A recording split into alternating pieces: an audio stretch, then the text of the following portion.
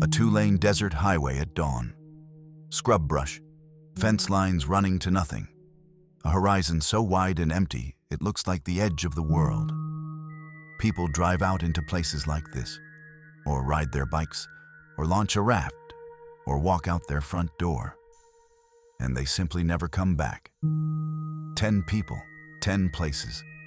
10 times the map just stops. Pull up the map, lock your doors. We're tracing every last mile. If you're new here, hit subscribe. New cases drop every week. September 20th, 1988. Valencia County, New Mexico.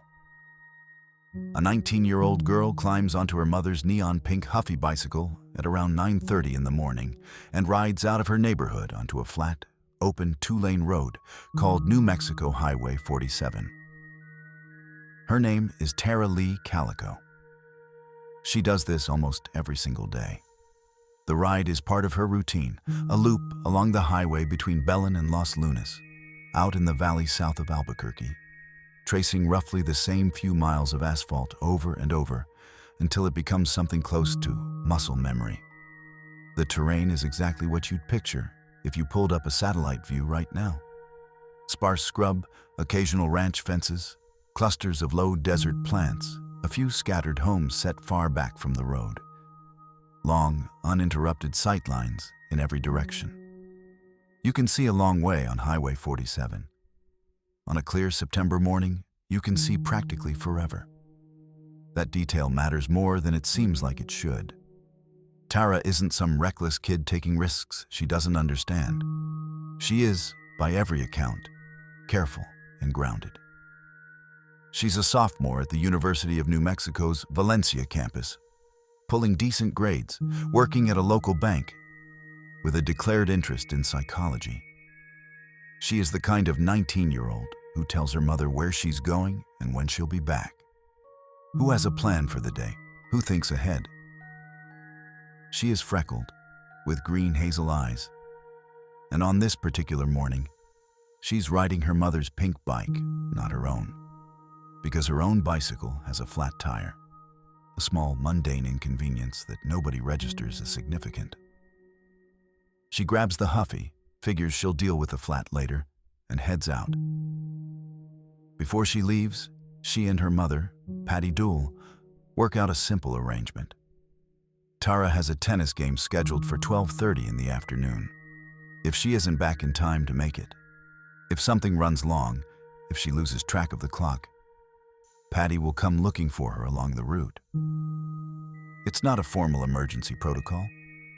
It's just a mother and daughter accounting for each other, the way families do. Two people, a plan, a contingency built out of ordinary caution. This is still normal.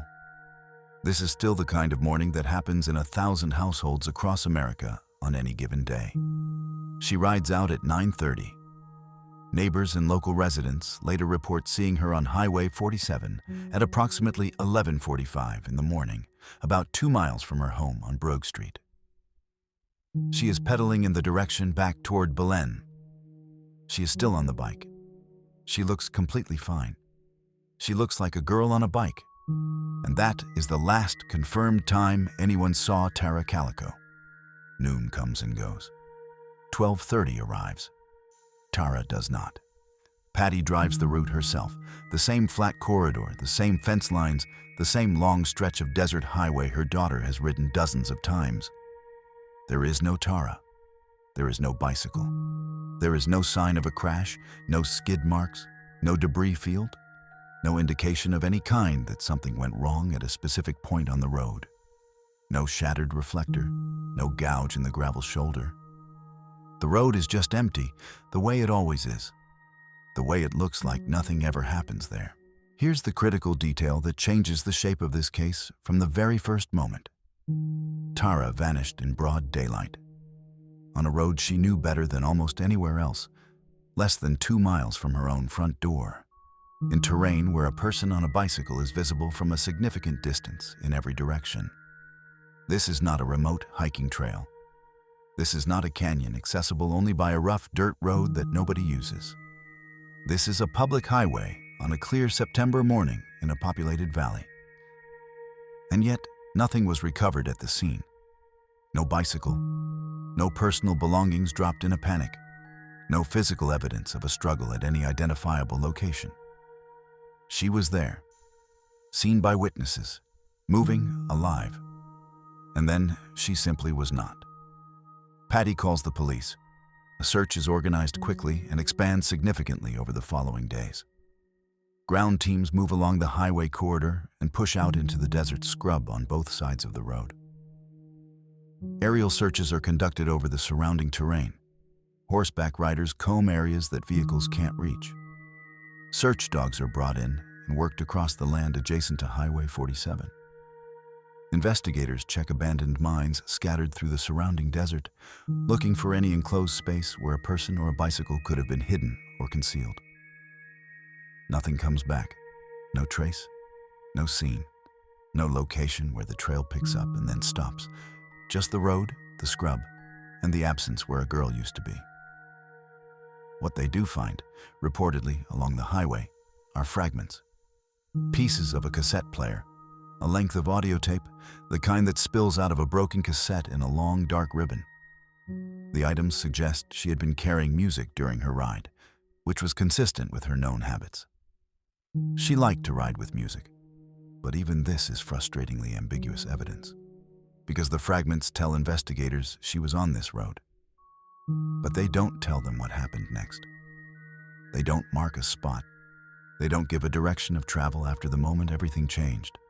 They're just broken pieces of something that used to belong to a girl who is now gone, scattered on a road that offers no further explanation. Law enforcement classifies the case as an abduction. Tara's disappearance is entered into the NCIC, the National Crime Information Center, making it a formal federal-level missing persons record with reach across state lines. The search continues in various forms through the fall of 1988 and into early 1989. Now this is where the case turns genuinely dark, because it's not just the disappearance itself that haunts this story. It's what was already happening in the weeks before September 20th. Patty Dole had been worried about Highway 47 for some time before that morning. In the weeks leading up to Tara's disappearance, Patty had developed a persistent, uneasy feeling, a conviction, really, that someone was following her daughter during her rides. She'd mentioned it.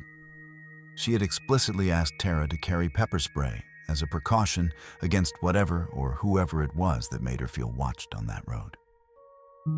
Tara had refused, not because she was dismissive of her mother, and not because she was careless about her own safety, but because the road was familiar and the threat felt abstract.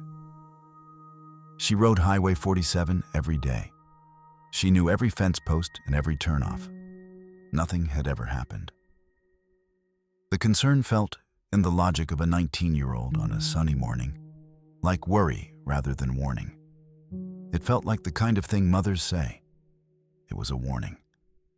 Whether there was a specific vehicle, a specific person, a deliberate pattern of surveillance in the days before she disappeared. None of that has ever been officially confirmed. It sits in the record as reported concern, not as documented evidence. But it changes the texture of what September 20th feels like when you trace it forward. The road wasn't random. The timing may not have been random.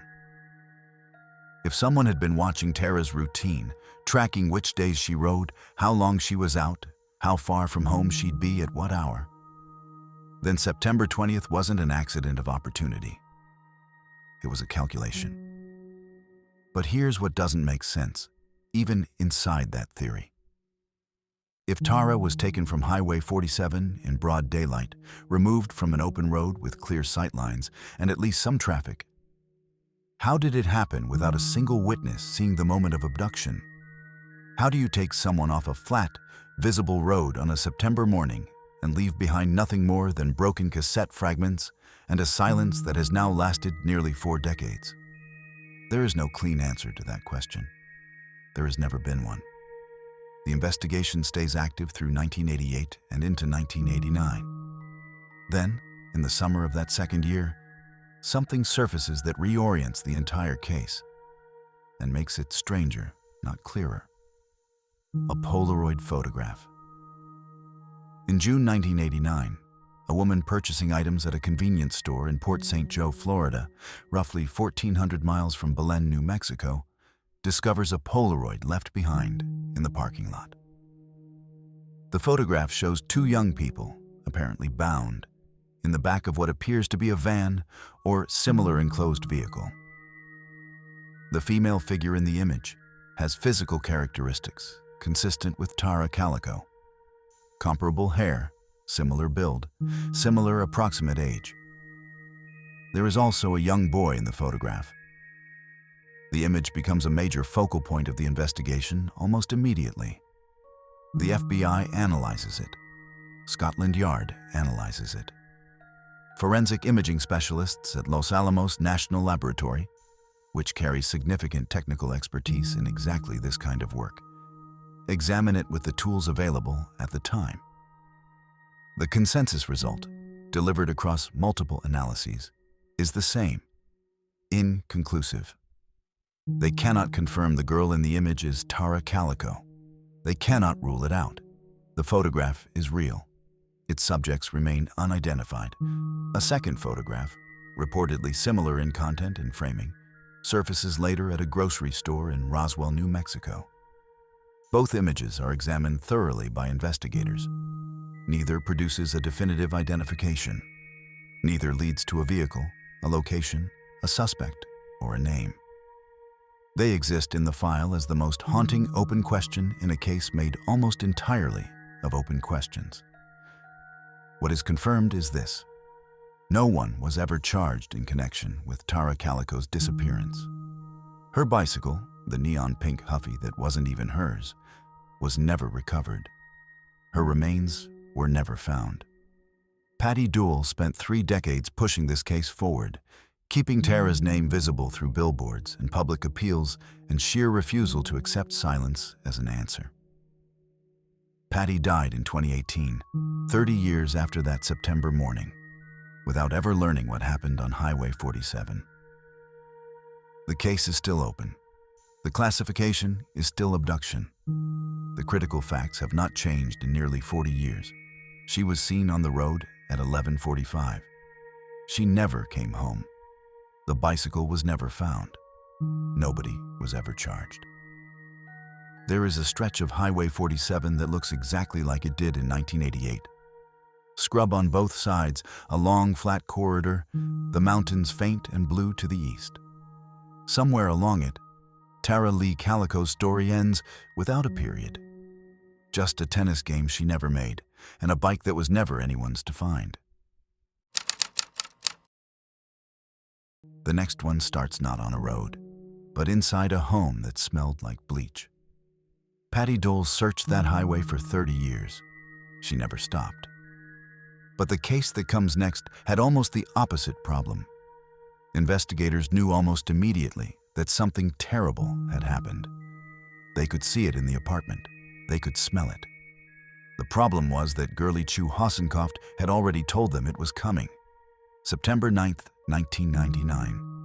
Albuquerque, New Mexico. A 36-year-old bank teller named Girlie Chu Hassenkoft fails to come home in the evening. She works at a Bank of America branch in the city, and when she doesn't appear for her shift on the morning of September 10th, the people who know her, the co-workers who have watched her grow quieter and more frightened over recent months, already understand that this absence is not ordinary. Girlie is Malaysian-born, soft-spoken by most accounts, the kind of person who shows up on time and does her job carefully and keeps a lot of her fear tucked behind a professional face. She has been going through a divorce from her estranged husband, Diazien Hassenkoft. She has not been quiet about what that process feels like, at least not to the people she trusts. She has told co-workers she is afraid. She has, according to documented accounts, told an FBI agent that she believes her husband wants to harm her. She is in the middle of a legal and personal unraveling with a man she has reason to fear, and the people around her know it, and she knows it, and she is trying to get herself to the other side of it. She has a restraining order. She is taking steps. She is doing what you're supposed to do. On September 9th, she vanishes anyway. When a concerned coworker checks on her home and finds her gone, investigators enter the apartment. This is where the case shifts from a missing persons report into something much heavier. The apartment smells like bleach. Not the faint, ambient smell of a recently cleaned bathroom. A deliberate, saturating bleach smell. The kind that suggests something is being erased. When luminol is applied to surfaces inside the apartment, it reacts to the presence of blood. Evidence of violence has been cleaned up imperfectly by someone who understood that cleaning was necessary. Here's the critical detail. The apartment is a crime scene, but Gurley is not in it. She is not anywhere that investigators can find. Her purse is eventually located, discarded, away from the apartment. Clothing belonging to her surfaces in similar fashion, found and cataloged, but attached to no location that explains what happened between the moment she was last seen and the moment the bleach smell took over her home. This is the impossible gap at the center of this case. It is not the gap of a person who went somewhere and didn't come back. It is the gap of a person who, by every physical indicator available to investigators, was the victim of a violent act inside her own home, and whose body has never been found. Ever. Not a fragment, not a trace of remains. Nothing in any location that allows her family or the legal system or anyone else to close the distance between that luminol-lit apartment and an answer. Now this is where the case turns into something genuinely strange, because the investigation that follows does not go in a straight line. It spirals. Diazien Hassenkoft, Gurley's estranged husband, leaves Albuquerque on September 10th. The same morning, Gurley fails to appear at work. That timing is noted. He is identified early as a person of significant interest. But the investigation into him does not unfold the way a conventional criminal case tends to unfold. What emerges instead is a portrait of a man operating in a world of almost theatrical delusion and danger.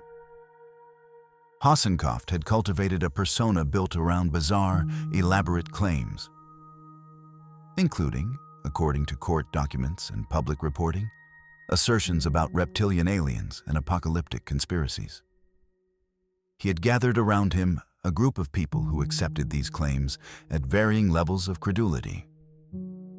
One of those people was a woman named Linda Henning. The investigation establishes that Henning was involved in Gurley's disappearance. The prosecution of both Hassenkoft and Henning proceeds on the basis of the evidence recovered. The crime scene, the discarded belongings, the timeline, the pattern of behavior in the days surrounding September 9th. Diazien Hassenkoft ultimately pleads guilty. Linda Henning is convicted at trial. Both are held legally accountable for what happened to Gurley. But here's what doesn't make sense. Even with 2 convictions on the record, nobody has ever produced Gurley's remains. The legal outcome establishes culpability. It does not establish location.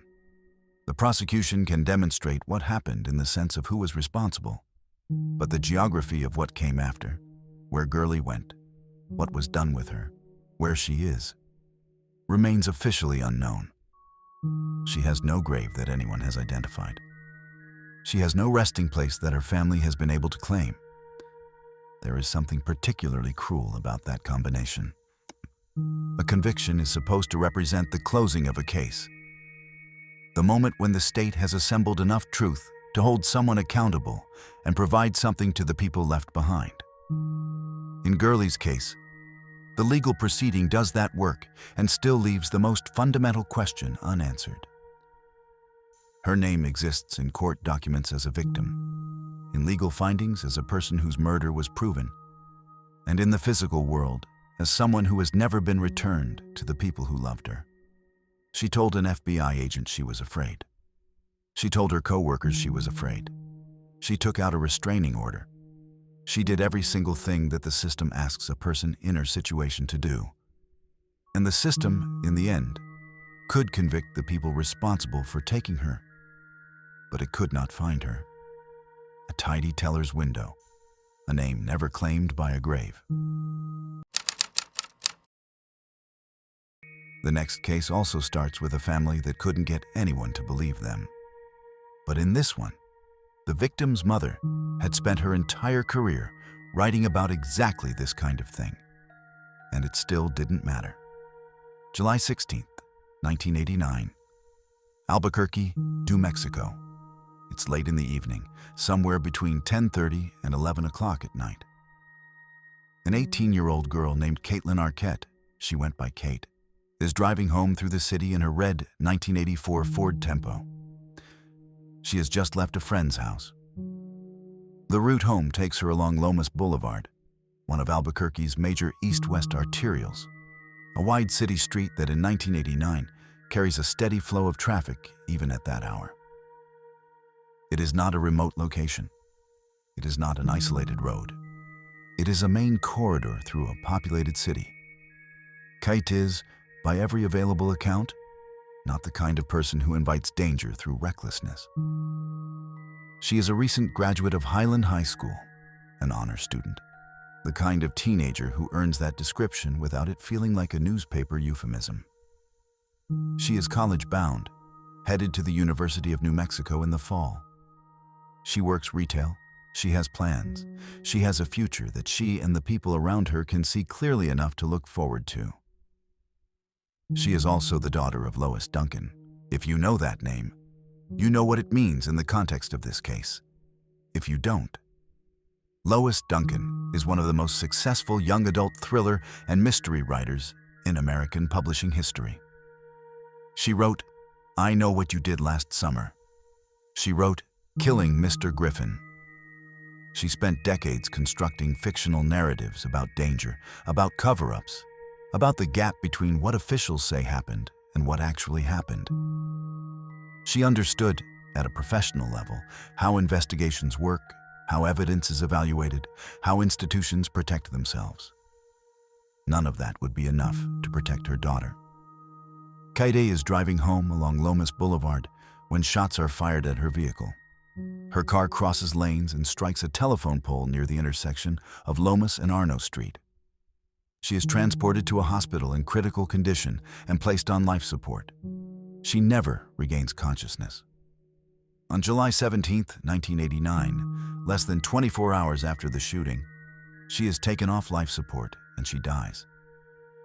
She is 18 years old. The Albuquerque Police Department investigates and reaches a conclusion. Random drive-by shooting. A tragic, senseless act of street violence with no specific target. No motive directed at Kate personally. No thread to pull that would lead anywhere meaningful. Lois Duncan does not accept this conclusion. She cannot accept it. Not because she is simply a grieving mother in denial, but because the evidence available to her, and eventually to the private investigators she hires, does not support it. Here's the critical detail that starts to crack the official narrative open. The physical evidence from the scene is strikingly incomplete. No bullets are recovered that cleanly resolve the shooting. Shell casings that should be present under certain shooting scenarios are absent or unaccounted for in ways that investigators working for the family find difficult to explain. Witness accounts from people near the scene include a report of a Volkswagen Bug accelerating away from the area immediately after the crash. A detail that gets logged but doesn't generate the sustained investigative follow-through that the family believes it warrants. The family's theory, developed over years of independent investigation and laid out by Lois Duncan in her 1992 book, Who Killed My Daughter, is that Kate's shooting was not random. The theory, and it must be labeled exactly that, a theory held by the family and disputed by official findings, is that Kate had knowledge of something dangerous in the days before her death. That she may have been targeted because of what she knew or what she might have said, and that the drive-by framing served to close a case that should have remained open.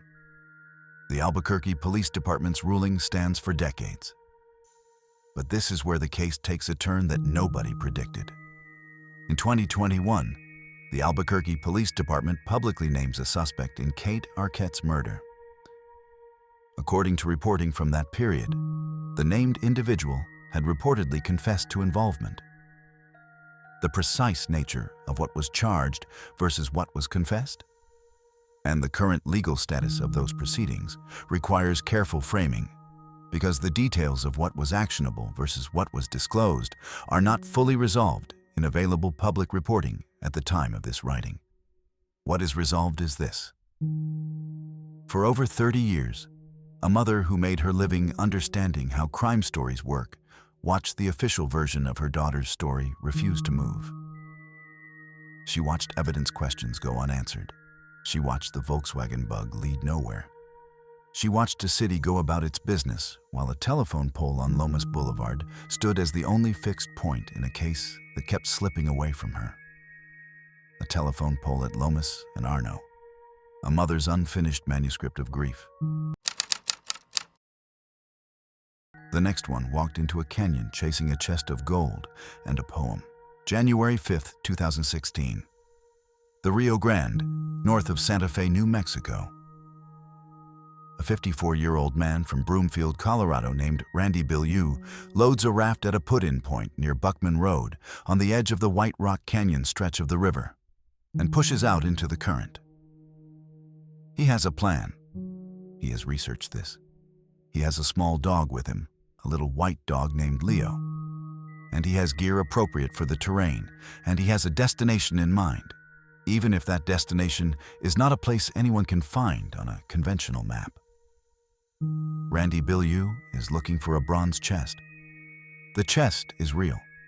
It was hidden somewhere in the Rocky Mountains, in the region spanning New Mexico, Colorado, Wyoming, or Montana, north of Santa Fe, by a man named Forrest Fenn, a wealthy art dealer and antiquarian who buried it, filled it with gold coins and nuggets and jewelry and artifacts worth a significant sum, and then published a cryptic 24-line poem in his 2010 memoir. The poem, Fenn always insisted, contained 9 clues. Solve the clues in the right order, follow them in sequence without skipping, and you find the chest. He valued the contents at somewhere between $1 and $3 million, depending on the market at the time of recovery. Hundreds of thousands of people tried to solve it. Thousands of them went into the field to search. Most of them came back. Randy Bilyeu had become, by early 2016, deeply committed to the hunt. He was a grandfather, a man in the back half of his 50s. And by accounts from people who knew him and from his presence in the online Fenn treasure community, the chase had become something close to consuming, not reckless exactly, but total. He had studied the poem carefully, cross-referencing its language against topographic maps and historical geography. He had studied the terrain. He had spent real time thinking through the clues and what they pointed toward. He had a theory about where the chest might be, and that theory pointed him toward the Rio Grande Canyon north of Santa Fe in January, in the dead of a New Mexico winter, on a stretch of river that most people wouldn't attempt under those conditions without significant preparation. This is where the terrain becomes a character in this story. The White Rock Canyon section of the Rio Grande is not a gentle river walk. It is a deep, narrow, basalt-walled corridor where the river runs fast and cold, and the canyon walls rise steeply on both sides. In summer, experienced kayakers and rafters navigate it with appropriate preparation and respect for the current. In January, with overnight temperatures dropping well below freezing and the real possibility of snowstorms rolling in off the Jemez and Sangre de Cristo ranges, it is an entirely different place. The water is cold enough to incapacitate a person in minutes if they go in. The basalt walls don't offer easy exit routes. You can't simply climb out of the canyon at most points along the corridor. There are stretches where the river is your only path forward, which means there are also stretches where the river is your only path back. Randy launches on January 5th. He is in contact with friends and family in the days immediately preceding his trip. He has told people where he's going, in the general sense that fen hunters tend to describe their search areas, vague enough to protect the specific theory they've developed, specific enough for someone to know the broad geography if something goes wrong. After January 5th, contact stops. His ex-wife, Cynthia Meachum, who was herself deeply involved in the fen treasure community and understood better than most what a Rio Grande Canyon search in winter actually meant, begins to worry when days pass without word. By January 14th, 9 days after Randy launched, she reports him missing to authorities. Search and rescue teams from New Mexico, along with state police, begin working the canyon.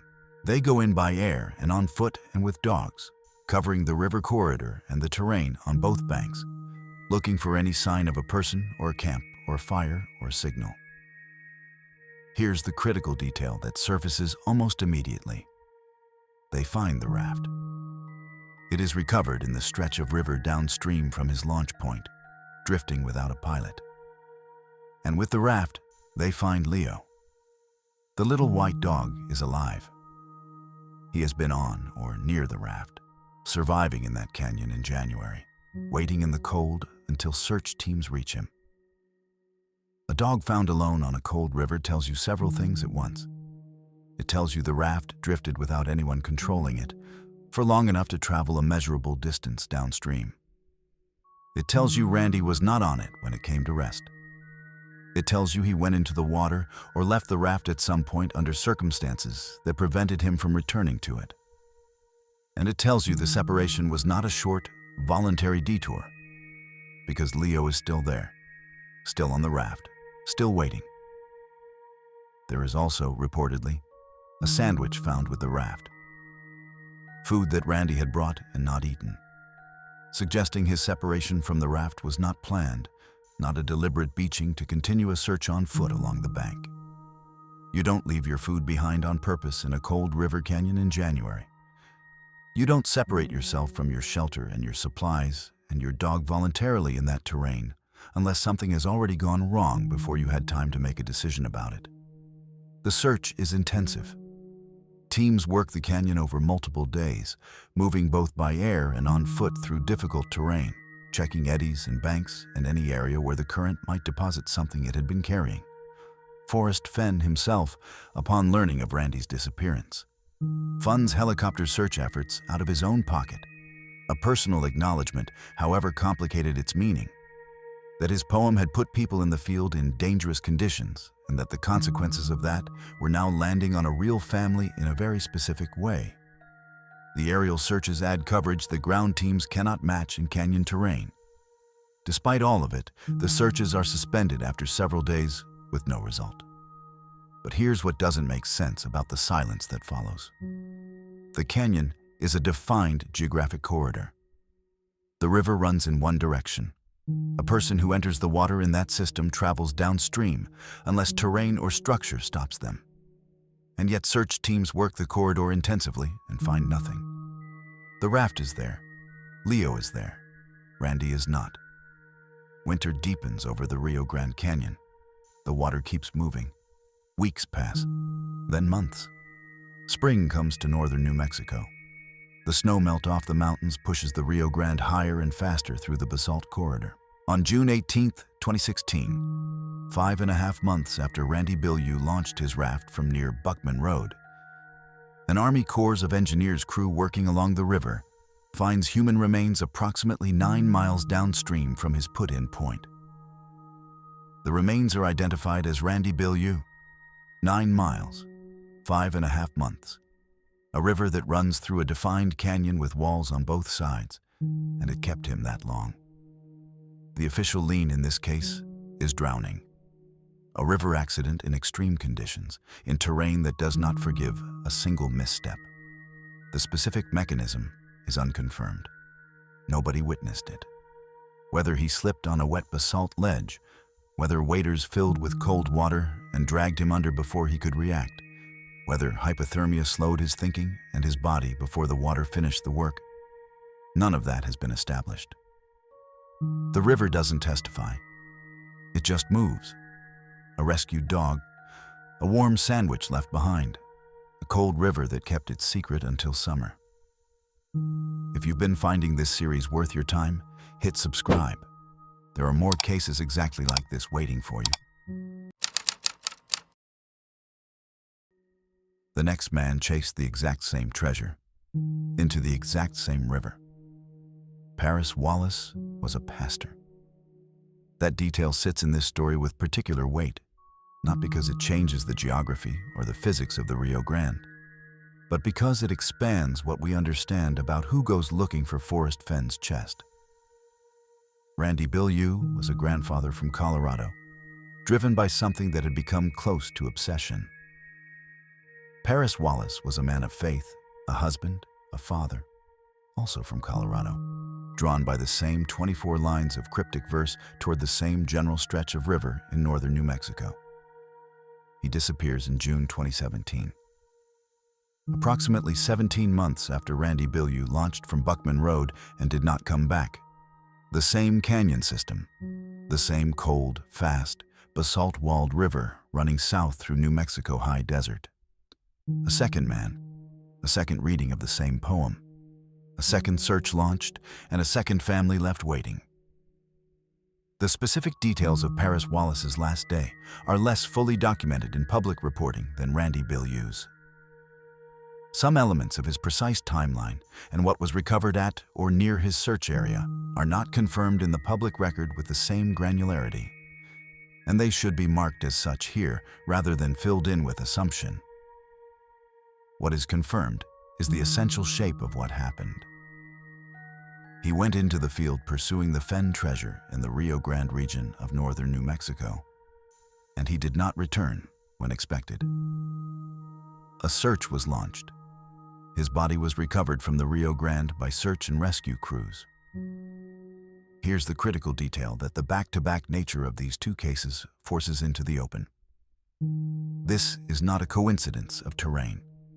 This is a pattern with a specific, identifiable cause, and that cause is a poem written by one man and published for anyone to follow. Forrest Fenn wrote 24 lines and hid a chest and told the world to go find it. He was, by most accounts, a man who genuinely loved the outdoors and adventure and the romantic idea of people leaving their daily lives behind to pursue something extraordinary in wild country. The treasure hunt was framed as a gift, a reason to go exploring, to feel the pleasure of a puzzle with a real answer at the end of it.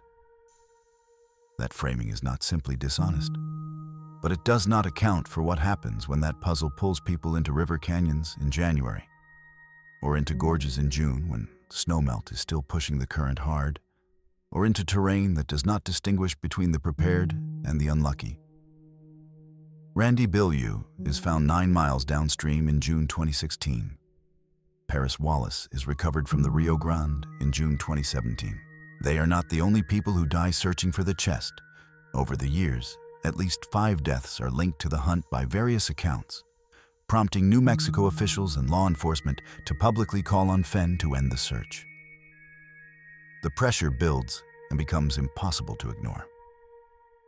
Forrest Fenn announces in June 2020 that the treasure has been found by an anonymous searcher in Wyoming, in a location consistent with the poem's clues.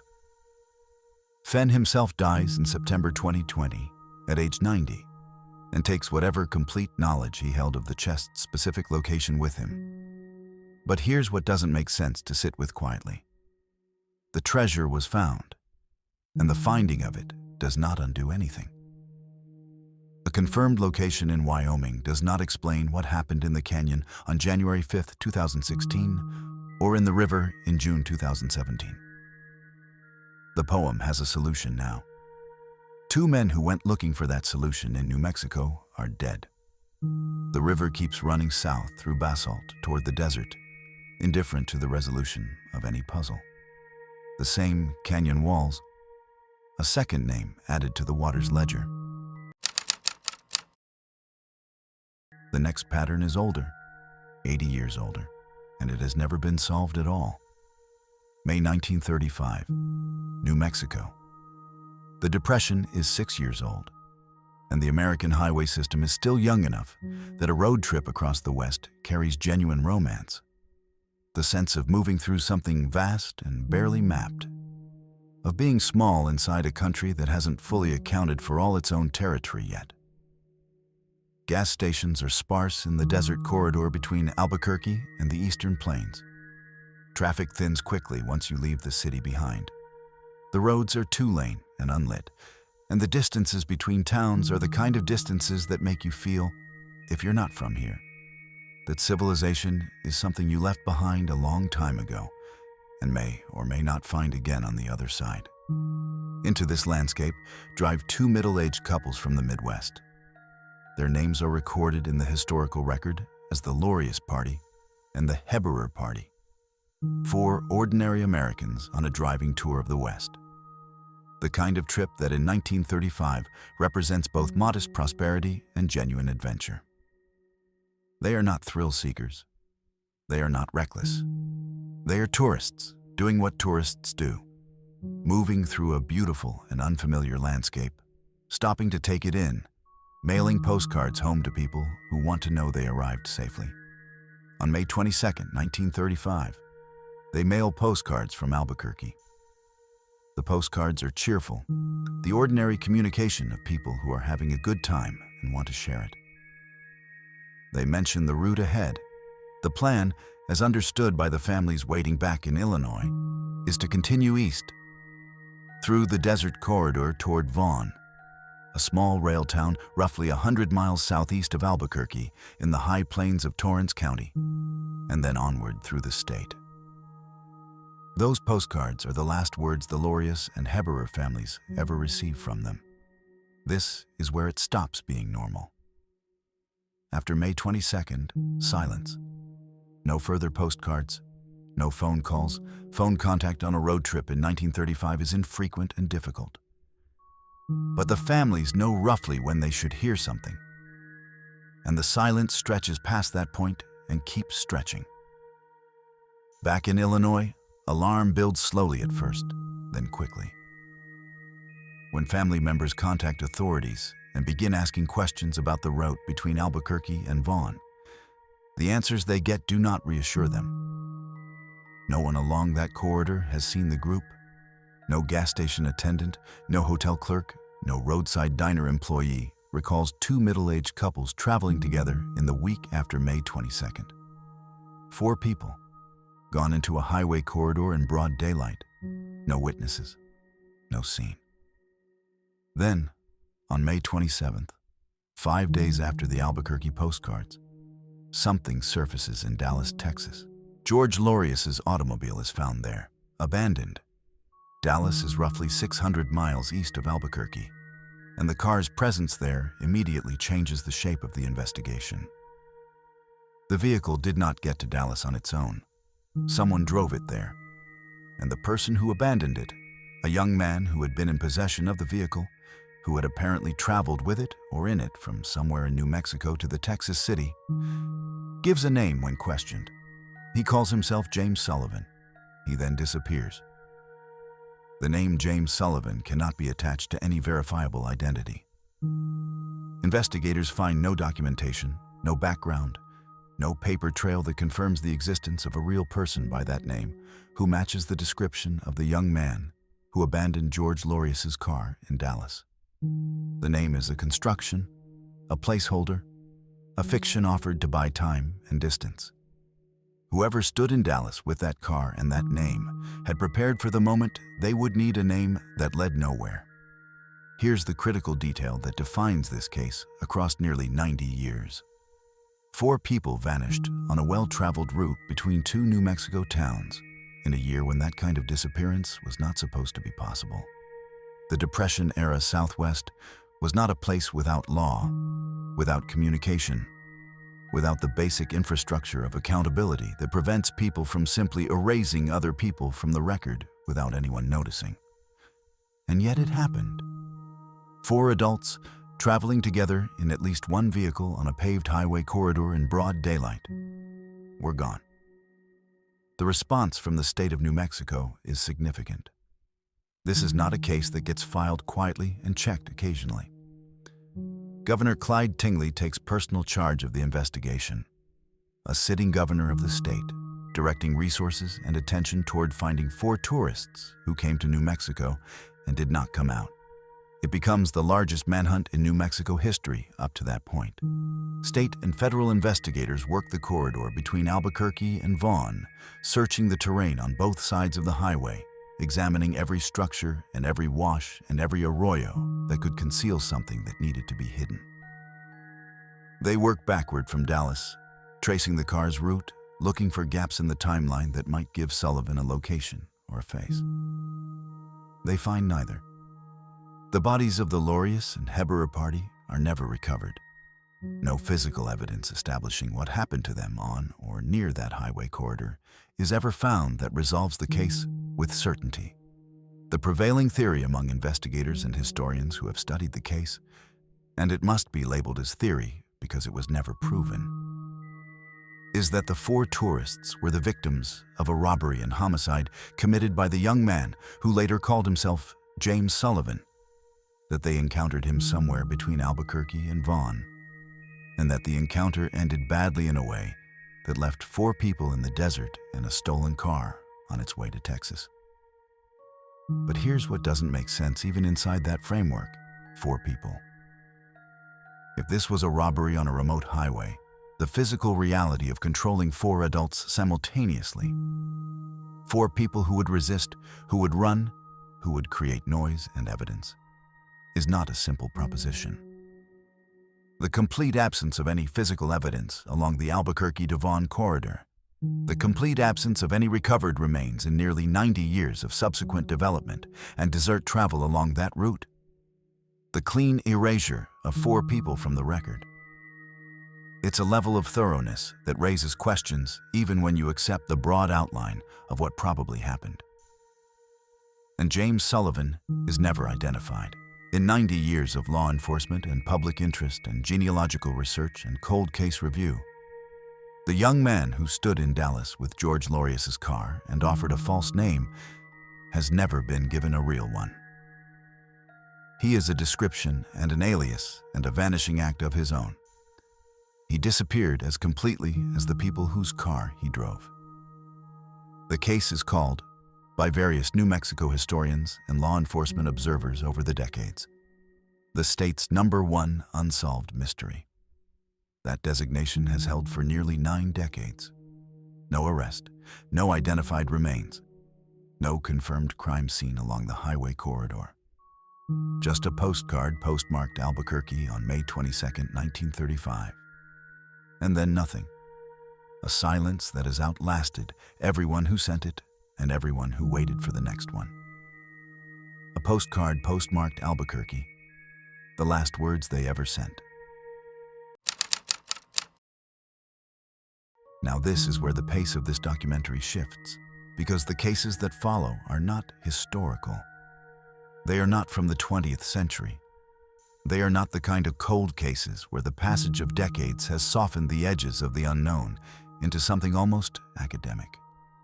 The next cases are recent enough that federal investigators are still actively working them. Recent enough that families are still waiting for answers in real time. Recent enough that some of the critical facts are still emerging, and some of what we know today may look different in 6 months. June 26, 2025. Taos, New Mexico. Melissa Casillas is 53 years old. She works as an administrative assistant at Los Alamos National Laboratory, one of the most significant scientific and national security facilities in the United States, a position she has held since 2023. She is a wife, a mother, a daughter. She lives in Ranchos de Taos, the quieter, older neighborhood south of the Taos Plaza, a few miles from the center of town. She knows this area. She has the kind of rootedness in a place that comes from living in it at a human scale, knowing the roads, the distances, the rhythms of the day. On the morning of June 26th, her movements are ordinary and purposeful. She drives her husband to the laboratory, as she apparently does routinely. She returns home. She realizes she has forgotten her badge. She goes back to retrieve it. At some point that morning, she also delivers lunch to her daughter. These are the actions of a woman managing a normal day. Small logistics, minor corrections, the kind of back and forth that fills the morning hours of anyone juggling multiple responsibilities. At approximately 1 o'clock in the afternoon, Melissa Casillas is captured on surveillance footage walking near downtown Taos, in the area of the Taos Plaza. She is on foot. She appears to be moving with purpose rather than distress, though the limitations of surveillance footage mean that any reading of her state of mind at that moment should be held loosely. She does not appear on any subsequent surveillance footage at any location. Her daughter, expecting her home, finds the house without her. Melissa's vehicle is outside. Her purse is inside. Her wallet is inside. Her identification is inside. Her phone is inside the house. And this is the detail that every investigator and every family member and every journalist who covers this case keeps returning to, because it is the detail that resists the most obvious explanations. Her phone has been reset to factory settings, not lost, not left behind accidentally in the way you leave a phone on a counter when you step outside for a moment. Deliberately reset, wiped clean, returned to the state it was in before any account, any contact, any message, any location data was ever loaded onto it. That is not what a phone looks like when someone forgets it at home. That is what a phone looks like when someone has made a decision about what should not be recoverable from it. Here's the critical detail that makes the phone so difficult to interpret. It cuts in both directions. A deliberately wiped phone could suggest that Melissa was preparing to disappear in a way she had planned, that she was in a state of mind where she was taking steps to prevent being found or contacted. It could also suggest that someone else had access to the phone and wiped it before leaving or after her departure, for reasons that have nothing to do with her own intentions. The phone is evidence of a decision. It does not tell you whose decision it was. New Mexico State Police are notified and begin their investigation. In their initial public statements, they note that foul play has not been confirmed, but they are equally careful not to rule it out. The search begins in the terrain surrounding Taos, expanding into the Carson National Forest, which borders the town to the east and covers vast stretches of high-elevation forest and canyon country. The McGaffey Ridge area, approximately 6 miles from Ranchos de Taos, becomes a focus of search operations. Teams go through that area. They search it. They find nothing. But this case does not stay local for long, because Melissa Casillas is not the only person connected to Los Alamos National Laboratory who has gone missing in this period. Her disappearance lands inside a cluster that catches the attention of federal investigators and, eventually, the United States House of Representatives Oversight Committee, a congressional body that begins examining a pattern of vanishings among individuals with connections to Los Alamos and related national security work. The implications of that congressional attention are significant. A missing persons case involving a laboratory employee in a national forest is, on its face, a matter for state police and search and rescue. A congressional oversight investigation involving multiple individuals with connections to one of the country's most sensitive national security facilities is something categorically different.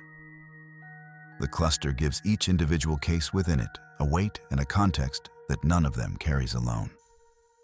Melissa Casillas is reported missing on June 26, 2025. Her family waits. Searches are conducted. Months pass.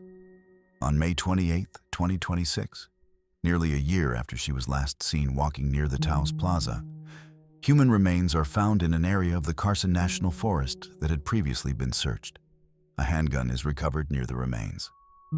Authorities confirm the identification and note that the cause and manner of death remain under official investigation at the time this case is being compiled. The details of what the remains discovery does or does not resolve, whether it answers the question of what the wiped phone means, whether it speaks to foul play or to something else entirely, whether it connects to the larger federal investigation of laboratory-linked cases, are not established in the public record with sufficient certainty to assert here. What is established is the finding. What remains open is the meaning. A phone wiped clean on a kitchen counter, a badge she went back for, a stretch of forest that gave up its answer only after nearly a year of silence. The next name in that same federal file is a retired general, Northeast Albuquerque. The part of the city that climbs toward the Sandia Mountains. Broad streets, established neighborhoods, the kind of quiet residential geography where the biggest daily drama is usually traffic on Montgomery or a hawk circling over someone's backyard. The Sandias rise to the east of these neighborhoods like a wall, granite and conifer, turning pink at sunset in a way that gives the range its name. It is a backdrop so familiar to the people who live in its shadow that most of them stop seeing it. It is just there, permanent, watching. In February 2026, a retired United States Air Force Major General named William Neal McCasland is reported missing from this neighborhood. Take a moment with that sentence, because it is genuinely unusual. People go missing in Albuquerque every year, from the West Mesa, from the South Valley, from the margins of a city that has always had margins. A retired two-star general going missing from a quiet upscale neighborhood in the Northeast Heights is a different kind of event. Not because his life is worth more than anyone else's, but because the institutional weight of his background, the security clearances, the oversight roles, the career spent inside some of the most classified corners of American aerospace research, means that his disappearance does not stay quiet. It cannot stay quiet, even if the people closest to him would prefer it. Neal McCasland's military career was long and significant. He rose to Major General rank in the Air Force, a two-star position that carries real authority and real access. His professional history included oversight roles connected to aerospace research funding, the kind of work that exists at the intersection of military capability, advanced technology, and the kind of classification levels that mean most of the specifics are not publicly available. He had, according to his family and to people who knew him, connections to communities interested in unidentified aerial phenomena. The broader world of people, some credentialed and some not, who take seriously the question of what certain unexplained objects in restricted airspace actually are. That last detail becomes, almost immediately after his disappearance, the load-bearing element of a significant amount of online speculation. The internet does what it does. A retired general with aerospace connections and reported interest in UAP research goes missing in New Mexico, the state that contains Roswell, the state that contains the White Sands Missile Range, the state where the mythology of government secrecy and hidden technology has been accumulating since 1947, and the theories accelerate faster than any investigation could follow. Here's the critical detail about those theories. McCasland's own family pushes back on them publicly and explicitly. His wife addresses the speculation directly, making clear that the sensational framings, the suggestions that his disappearance is connected to classified knowledge, to government suppression of UAP information, to any of the dramatic narratives that his background and geography invite, are not supported by anything the family knows or believes. She is not hedging or being cautiously diplomatic. She is actively debunking the theories that have attached themselves to her husband's name, doing so while he is still missing, in the middle of her own grief and uncertainty. Because the theories are consuming the public conversation about a man who is simply gone. That is a particular kind of cruelty that the internet age has added to the experience of having a missing family member. The way a person's absence becomes a canvas for other people's narratives. The way their life gets rewritten around the most dramatic possible explanation before anyone has had time to find out what actually happened. New Mexico State Police investigate. Their public communications are careful and measured. They report that no evidence of foul play has been found. They report no new developments that resolve the circumstances of his disappearance. The case remains open. But here's what doesn't make sense when you try to set the speculation aside and look only at the confirmed facts. A man with significant military background, presumably with the discipline and situational awareness that a long Air Force career builds into a person, simply goes missing from a familiar neighborhood in a city he knows. There is no confirmed last sighting with the kind of granular detail, a specific time, a specific location on a surveillance camera, that would allow investigators to reconstruct his movements on the day he disappeared with confidence. The specific items, if any, left behind at his home are not documented in available public reporting with the precision that would allow them to be described here without risk of fabrication. What is documented is the clustering. Neil McCasland is one of 4 individuals with connections to Los Alamos National Laboratory or to New Mexico's broader national security infrastructure, whose disappearances are flagged, examined, and drawn into the scope of a House Oversight Committee inquiry and a parallel FBI review during this period. Melissa Casillas, the Los Alamos administrative assistant who disappeared from Taos in June 2025, is in that cluster. Anthony Chavez, a former laboratory employee who goes missing from Los Alamos itself in 2024, is in that cluster. McCasland's presence in the same investigative frame, despite New Mexico State Police finding no confirmed evidence linking the cases, is enough to give his disappearance a context that a retired general vanishing from any other city in any other state would not carry. Whether that context is meaningful or whether it is the product of geography and coincidence assembling themselves into a pattern that looks like something it isn't, that question is genuinely unresolved. Authorities have not confirmed a connection. Authorities have also not been able to explain the cluster in a way that makes the pattern feel like noise rather than signal. The congressional inquiry continues. The FBI review continues. The answers, if they exist, have not been made public in the time frame available for this account. There is a specific kind of dread that attaches to this case that is different from the dread in the cases that preceded it. With Tara Calico, the dread is the open road and the girl who didn't come home and the decades of unanswered questions. With the West Mesa cases, coming later in this account, the dread is institutional, the weight of how long it took anyone to notice. With Neil McCasland, the dread is the possibility that the things we don't know about his disappearance are things we don't know because they are, by design, not knowable from the outside. His career was built inside systems of classification and compartmentalization. The possibility that his disappearance connects to any of that, even if that possibility is officially unconfirmed and his family rejects it, cannot be completely set aside simply by labeling it a theory. A Quiet Heights cul-de-sac, the sandiest watching, a decorated name unaccounted for. If these cases are keeping you up at night the way they're keeping me up researching them, hit subscribe. We go this deep every single week. The next man in that federal file lived in the town that built the atomic bomb, Los Alamos, New Mexico. The town exists because of a specific decision made in 1942, when the Manhattan Project needed a remote, defensible plateau to develop the weapon that would end the Second World War and begin the nuclear age. The location chosen was a mesa in the Jemez Mountains, north of Santa Fe, accessed by a single road, surrounded by canyon country.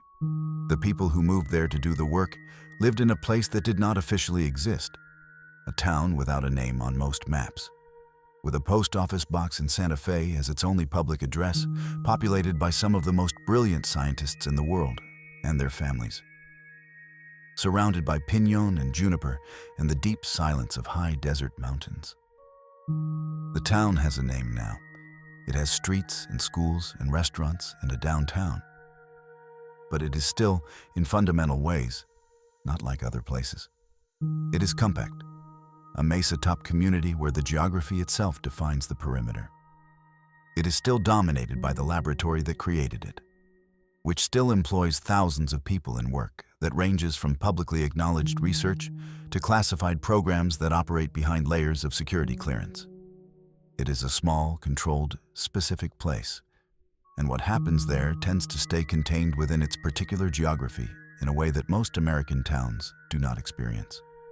In 2024, a 78-year-old man named Anthony Chavez goes missing from Los Alamos. Chavez is a former employee of Los Alamos National Laboratory, the institution that is, in a very real sense, the reason the town exists. His work there, and the specific nature of his role during his years at the laboratory, are not detailed with precision in available public reporting in a way that allows a confident description here. What is documented is his age, his connection to the laboratory, and the circumstances of his disappearance. He leaves his home in Los Alamos on foot and does not return. On foot, in Los Alamos. That detail is where this case develops its particular texture of unease, because the geography of Los Alamos does not make a pedestrian disappearance easy to explain. The town is not large. It is a mesa community with defined edges, canyon drop-offs on multiple sides, a single primary access road, a relatively small walkable footprint. A 78-year-old man leaving his home on foot in a place with those physical characteristics has a limited range. The terrain itself imposes constraints on where he could have gone, and yet searches conducted by Los Alamos Police Department with public appeals for information from anyone who saw Anthony Chavez in the period after he left his home do not produce him. He does not turn up at a hospital. He does not turn up at a neighbor's house. He does not turn up at the edges of the mesa or in the canyon terrain below it, at least not in any timeline that matches the early search efforts. The small, bounded, familiar geography of Los Alamos, the quality of the place that should make a disappearance within it almost impossible to sustain, does not resolve the question of where he went. Here's the critical detail that shifts this from a straightforward missing persons case involving an elderly man in a small town into something with a different weight. Anthony Chavez's disappearance is included in the same House Oversight Committee and FBI review that captures Melissa Casillas and Neil McCasland.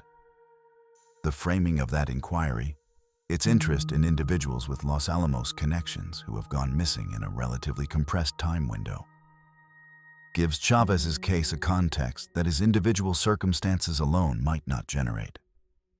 Whether that inclusion reflects a genuine investigative finding, a reason to believe these cases are connected beyond the shared geography of northern New Mexico, or whether it reflects the kind of pattern seeking that happens when congressional investigators are handed a list of names and a map and asked to find threads, is not established in available public reporting. Authorities working Chavez's case have reported no evidence of foul play. The investigation continues. He remains missing. But here's what doesn't make sense when you sit with the geographic reality.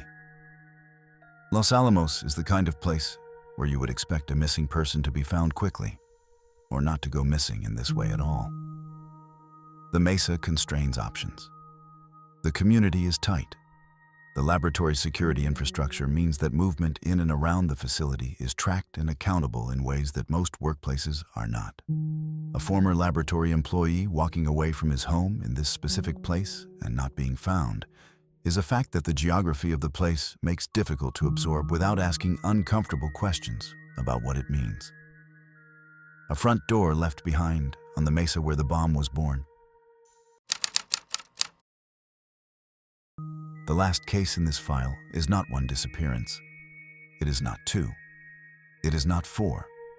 Like the Laureus and Heberer tourists swallowed by the highway corridor in 1935. The last case is a whole field of them, and what makes it the most haunting account in this entire document is not the number of people who went missing. It is how long it took anyone to look. Albuquerque, New Mexico, the West Mesa, a stretch of open desert at the western edge of the city, where the grid of streets eventually gives way to scrub and dirt and open sky. Not wilderness, not remote. the kind of terrain that exists on the margins of a growing city, visible from certain angles, accessible from certain roads, but not the kind of place where people walk their dogs in the late afternoon or where children ride their bikes after school. The kind of place that is easy to ignore because it is neither urban enough to be watched nor wild enough to be formally protected. Between approximately 2001 and 2005, women begin disappearing from Albuquerque. They vanish from the streets, from the margins of the city, from the parts of Albuquerque that do not generate sustained official attention when someone goes missing from them. They are reported missing, individually, by the people who notice they are gone. Their cases are filed.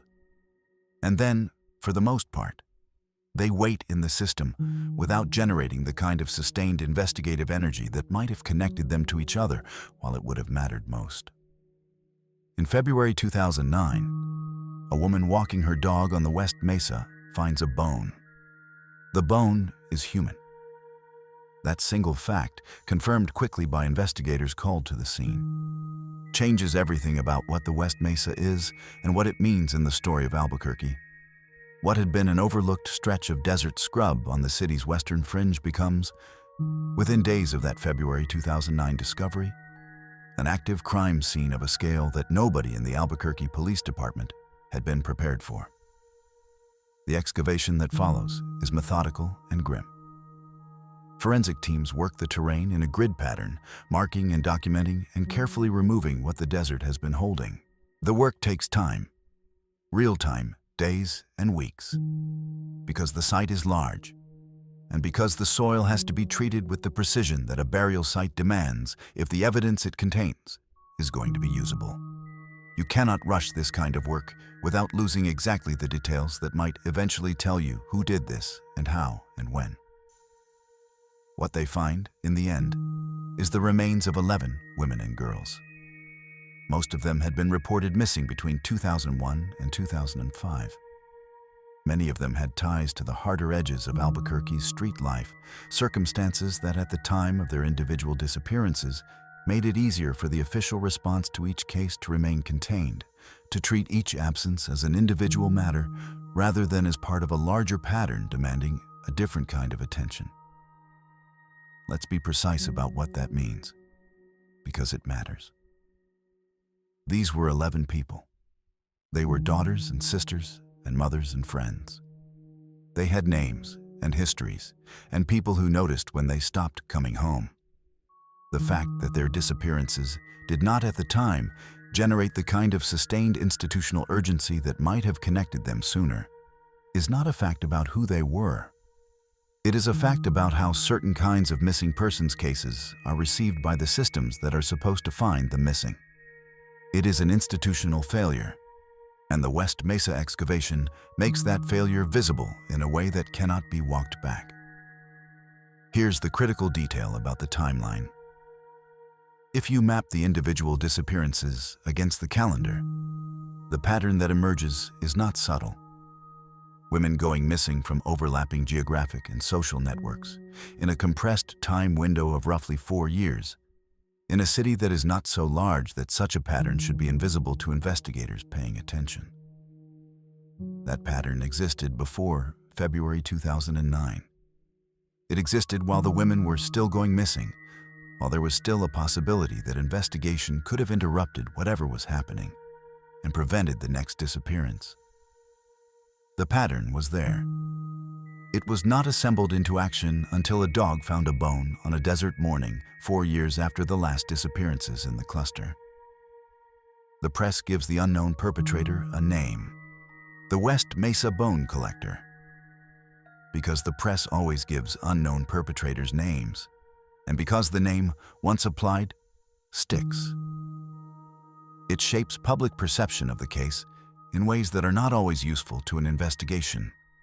It implies a coherent, deliberate actor with a specific geography, which may or may not match the reality of what happened. What it definitely does is make the case memorable in a way that generates continued public attention, which is not nothing when you are trying to keep pressure on an unsolved investigation. The Albuquerque Police Department works the case intensively after the 2009 discovery. The investigation produces persons of interest, individuals with violent histories and connections to the victims and to the geography of the West Mesa who come under serious investigative scrutiny.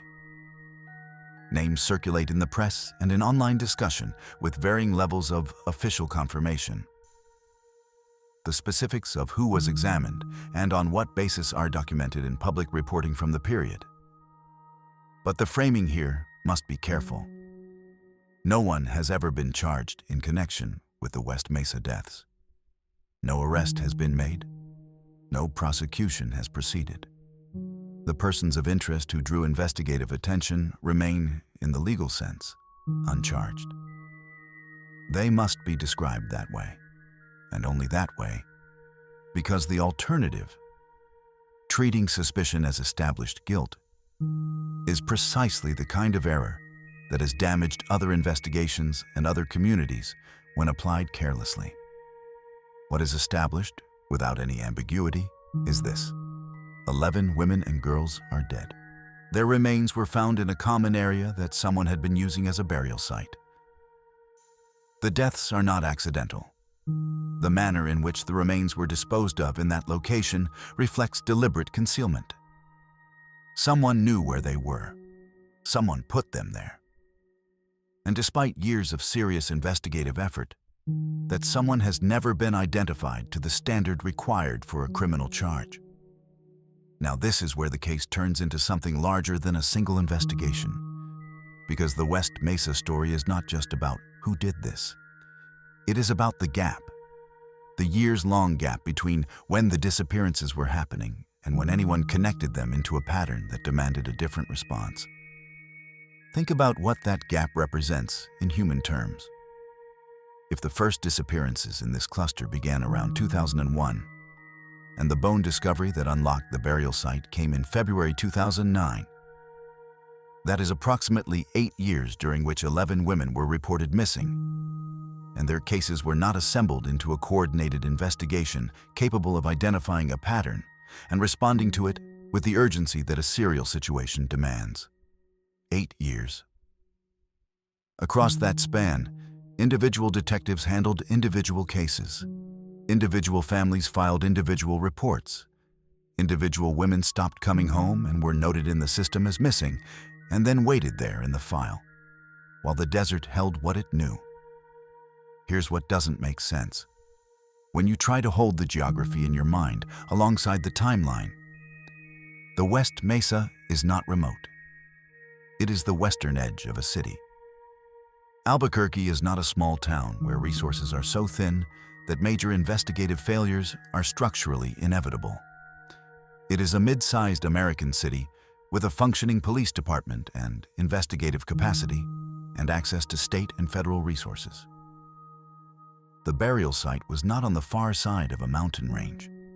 It was on the margin of the city itself, close enough to the urban grid that development eventually would have reached it, close enough that a woman walking a dog in February reached it without any specialized knowledge of the terrain. The proximity is the thing that sits with you. This wasn't hidden in a wilderness that required expedition-level access to find. It was just outside the city. It was there, in the scrub, while Albuquerque went about its daily business for 8 years. The investigation after 2009 produces something else that the pre-discovery period did not: names.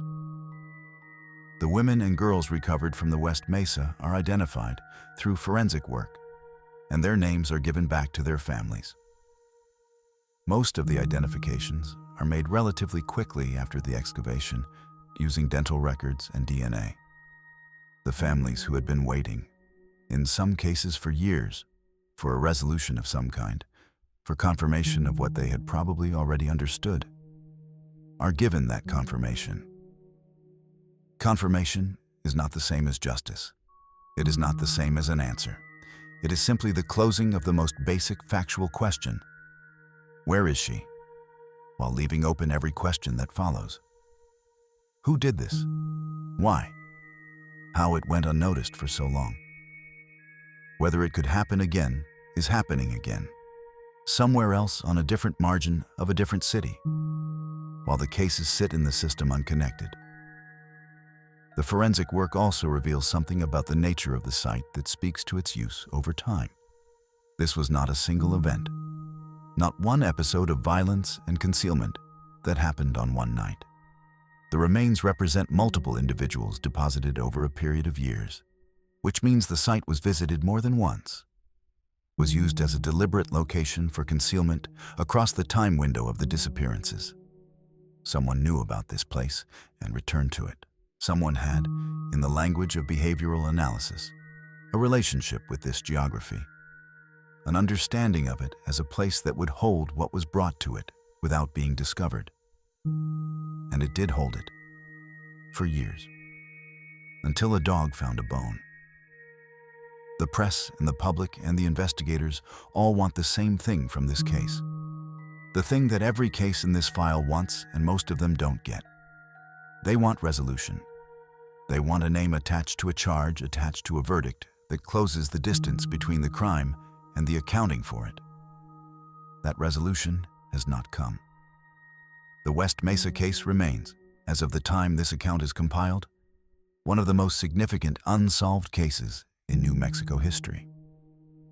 Significant not just because of the number of victims, but because of the institutional story it tells about whose disappearances get connected and whose wait in separate files while the desert keeps its count. There are families in Albuquerque right now who have a confirmed answer to the question of where their daughter or sister or mother is. They do not have an answer to the question of who put her there or why, or whether that person has ever faced any consequence for what they did. They have been waiting for that second answer since February 2009. They have been waiting, in some cases, since 2001 or 2002 or 2003, when the absence first began. That is a long time to wait for something that may never arrive. Wind over the West Mesa, a desert that held its count for years. And now we are at the edge of this account. 10 cases, 10 places, 10 times the map stopped producing an answer. Before we trace the final line back to where we started, there is one more thing worth sitting with. What these 10 cases share and what they don't. They don't share a single explanation. They don't share a type of terrain or a type of victim or a type of perpetrator. They span from 1935 to 2026. They span from a Depression-era highway in the eastern desert to a river canyon north of Santa Fe to a quiet suburb against the Sandia Mountains. They involve a teenage girl on a bicycle and a retired general and a pastor from Colorado and 11 women found in the scrub at the edge of a city. They cannot be reduced to a single story about New Mexico or a single lesson about safety or a single theory about what makes this place different from other places. What they do share is the gap. Every single one of these cases has a gap at its center. The space between the last confirmed sighting and the first confirmed answer, which in most of these cases is not a confirmed answer at all, but simply silence. Some of those gaps are measured in hours, some in months, some in decades. Some have no end date because the silence has not broken yet.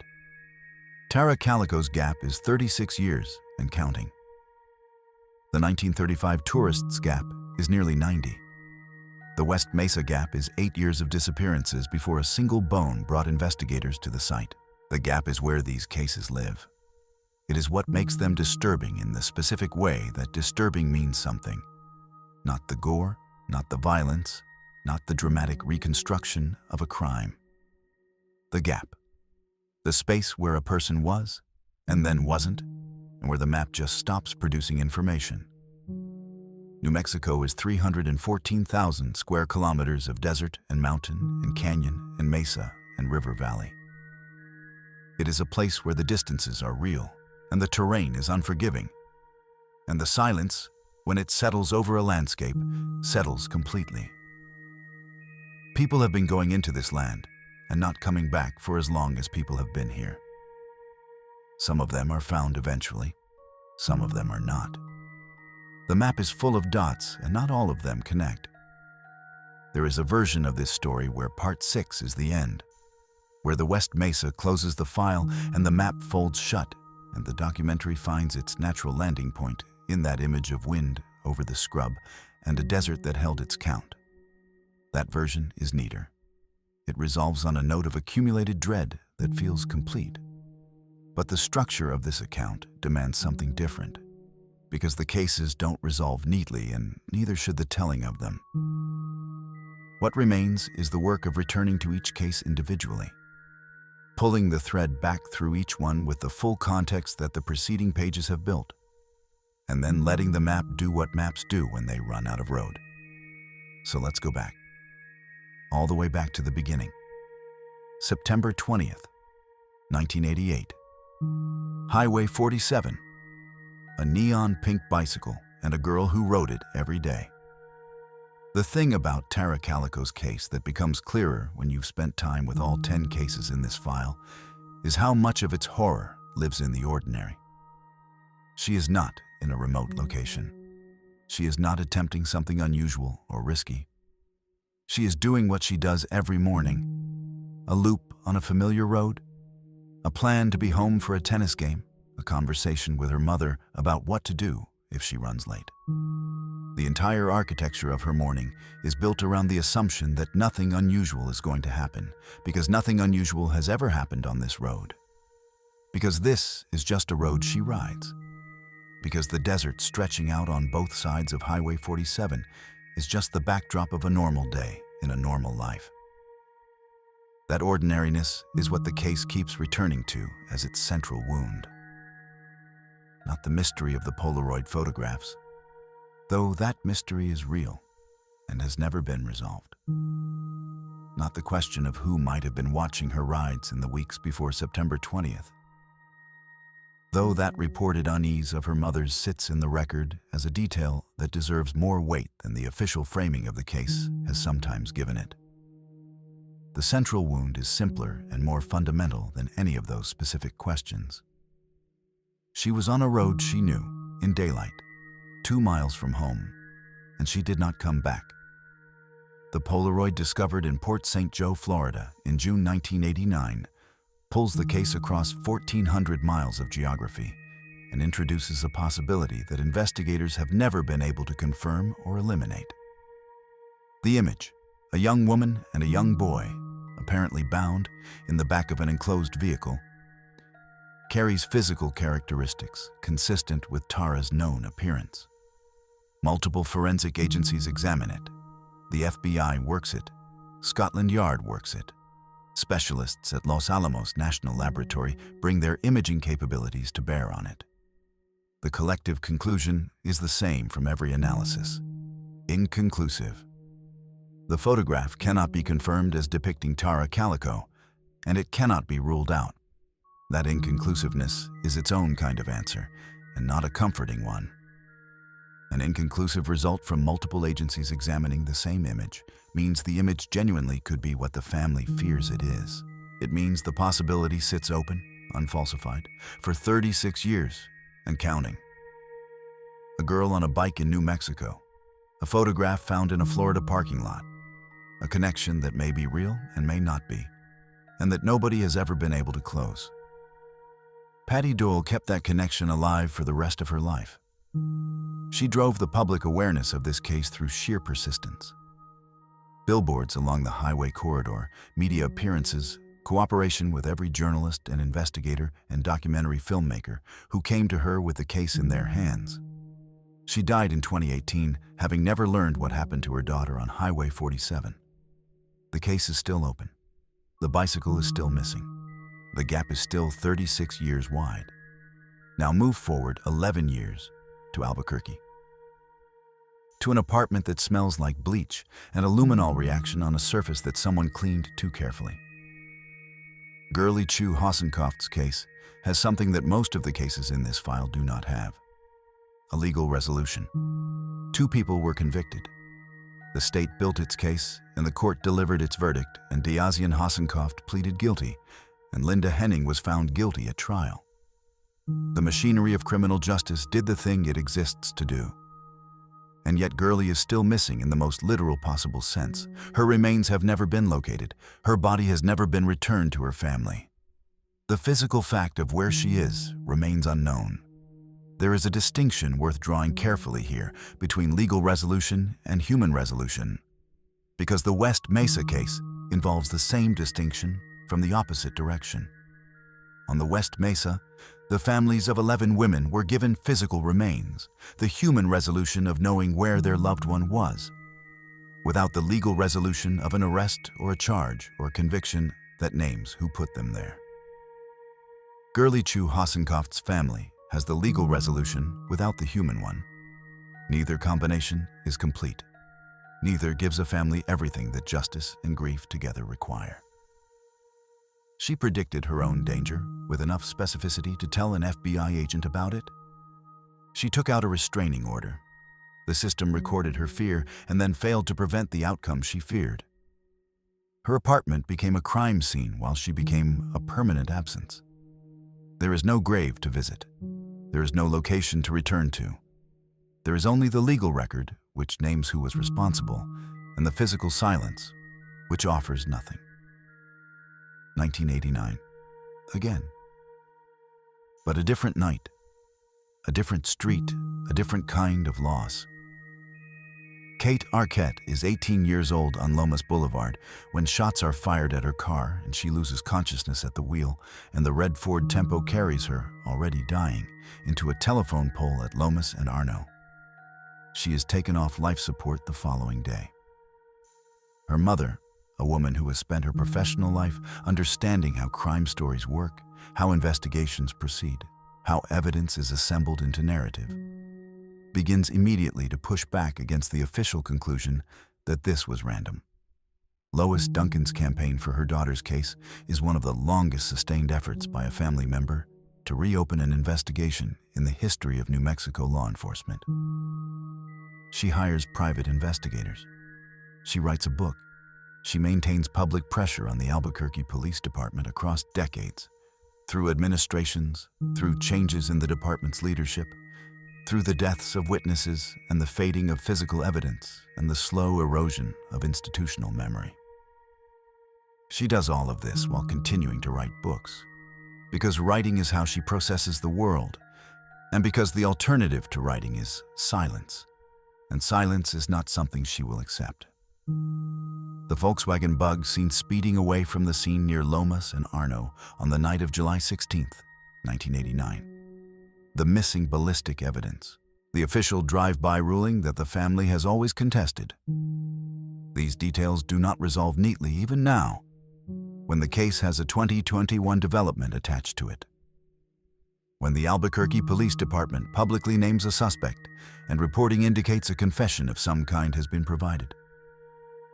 The precise legal status of those proceedings, what has been charged versus what has been disclosed, what the current state of any case against the named individual is. These details are not fully established in available public reporting in a way that allows definitive statement here. What is established is the 32-year span between Kate's death and that 2021 development. 32 years during which her mother kept the case visible through force of will and professional capability, and the particular kind of grief that refuses to be quieted. Lois Duncan died in 2016, 5 years before the Albuquerque Police Department named a suspect. She did not live to see even that partial movement in the case she spent the last decades of her life pushing forward. A telephone pole on Lomas Boulevard. A mother who spent her life writing thrillers and couldn't get the ending she needed for the one that mattered most. And then the river. Twice. Randy Bilyeu and Paris Wallace enter the same water in different seasons of different years, and the water takes both of them. The Forest Fen treasure hunt sends an estimated 100,000 or more people into the field, across its decade-long run, into mountains and canyons and river systems across 4 states. And most of them come back with nothing but the experience of having looked. Some of them come back with injuries. Some of them, including Randy Bilyeu and Paris Wallace, do not come back at all. The treasure is found in 2020 in Wyoming, by an anonymous searcher who declines to be named publicly. Forrest Fenn confirms the find. The hunt ends. The poem that sent two men into the Rio Grande Canyon in northern New Mexico and sent Bill Yu there in January, in winter, with a dog and a raft and a sandwich he never ate, is solved, in the sense that the chest's location is now known. But here's the critical detail that the resolution of the puzzle does not touch. The Rio Grande Canyon does not care that the treasure has been found. The basalt walls and the cold current and the January temperatures that take a person's motor function in minutes if they go into the water. None of that is altered by the knowledge that the chest was in Wyoming all along, that the poem's solution pointed 600 miles north of the stretch of river where two men lost their lives following it. The water keeps moving. The canyon keeps its walls. A rescued dog named Leo. A warm sandwich. A river that held Randy Bill Yu for 5.5 months before the Army Corps found him 9 miles downstream. Paris Wallace joins that accounting in June 2017. A pastor from Colorado, a husband and father, drawn by the same 24 lines. Recovered from the same river. His name added to the same ledger. The pattern that emerges when you set these two cases side by side with the 1935 tourist disappearances is one that New Mexico's geography keeps generating across decades. The land here is not interested in the intentions of the people who move through it. It does not distinguish between the cautious and the reckless, the experienced and the naive, the prepared and the unprepared. The Laureus and Heberer tourists were ordinary people on a well-traveled highway, doing nothing unusual, and they vanished. Randy Bill Yu researched the terrain and planned his route and still went into the water. The land takes what the land takes, and the reasons are not always visible from the outside. But the 1935 case is different from the river deaths in one crucial way. The land didn't take the Laureus Heberer party. A person did, or persons. The young man who called himself James Sullivan and abandoned George Laureus's car in Dallas and then dissolved back into anonymity. He is the agent of that disappearance, not the terrain. The desert corridor between Albuquerque and Vaughn is just where it happened, just the backdrop. The act was human. Nearly 90 years later, James Sullivan still has no real name. The 4 tourists still have no confirmed resting place. Governor Clyde Tingley's manhunt, the largest in New Mexico history at the time, ended without an arrest. The case exists in the historical record as a solved mystery in the narrative sense. We know broadly what probably happened. And as an unsolved mystery in every legal and evidential sense, because nothing that happened on or near that highway in May 1935 was ever proven in a court or confirmed by physical evidence that resolved the last question. A postcard from Albuquerque. The last words they sent. The last thing that made it back. The cases from the northern part of the state, the ones that cluster around Los Alamos and Taos and the high desert corridor between them, carry a different kind of weight than the others in this file. It is not simply that they are recent, though they are. It is not simply that they are unresolved, though they are that too. It is something more specific than recency or open status. Something that has to do with the particular geography they inhabit and the particular institution that geography is built around. Los Alamos National Laboratory is not like other employers. It is not like other institutions in the American landscape. It was created in secrecy, staffed by some of the most brilliant scientific minds of the 20th century, and tasked with producing the most destructive weapon in human history. The people who built the bomb lived in a town that did not officially exist. They worked on problems that could not be discussed outside specific rooms. They operated inside a system of classification and compartmentalization so thorough that the nature of the work was hidden not just from the public, but from most of the people doing it. Each person knowing only their piece, only their contribution. With the full picture visible only to the small number of people who needed to see it whole. That institutional culture did not disappear when the war ended. It evolved, adapted, and persisted across 8 decades of subsequent work. Los Alamos is still a national security laboratory. It still employs thousands of people in classified and unclassified research. It still operates inside a framework of clearances and need-to-know and compartmentalized access that makes it, in a very real sense, an institution built around the systematic management of what is known and by whom. Into this context arrive 3 disappearances: Anthony Chavez, Melissa Cassius, and Neil McCasland, each with their own specific circumstances, each officially unconnected by any confirmed investigative finding, and each carrying the weight of that institutional backdrop in a way that changes how they feel when you hold them together. Start with Anthony Chavez. Because his case is the earliest in the cluster, and because his circumstances are, on the surface, the most straightforward to describe. He is 78 years old when he goes missing from Los Alamos in 2024. He is a former laboratory employee, someone who spent professional years inside that system of classification and access, who knew the work from the inside in whatever capacity his role required. He leaves his home on foot. Los Alamos Police Department issues public appeals for information, asking anyone who saw him in the relevant time window to come forward.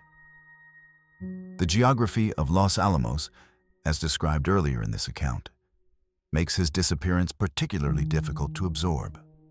The mesa-top community has defined edges. Canyons drop away on multiple sides, access roads are limited. The footprint of the town is compact enough that a 78-year-old man on foot has a constrained range regardless of his physical condition and his intentions. And yet the searches do not produce him. The public appeals do not generate the information that would allow investigators to reconstruct his movements from the moment he left his door.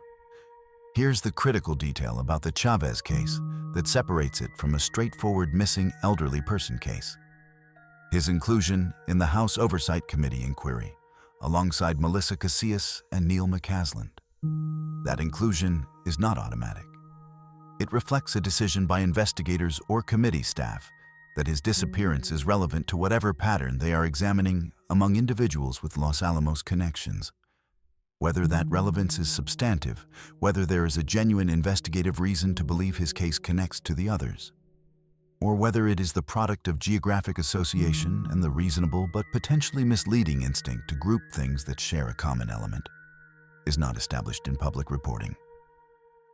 What is established is the grouping itself, and the grouping changes the frame around each individual case within it.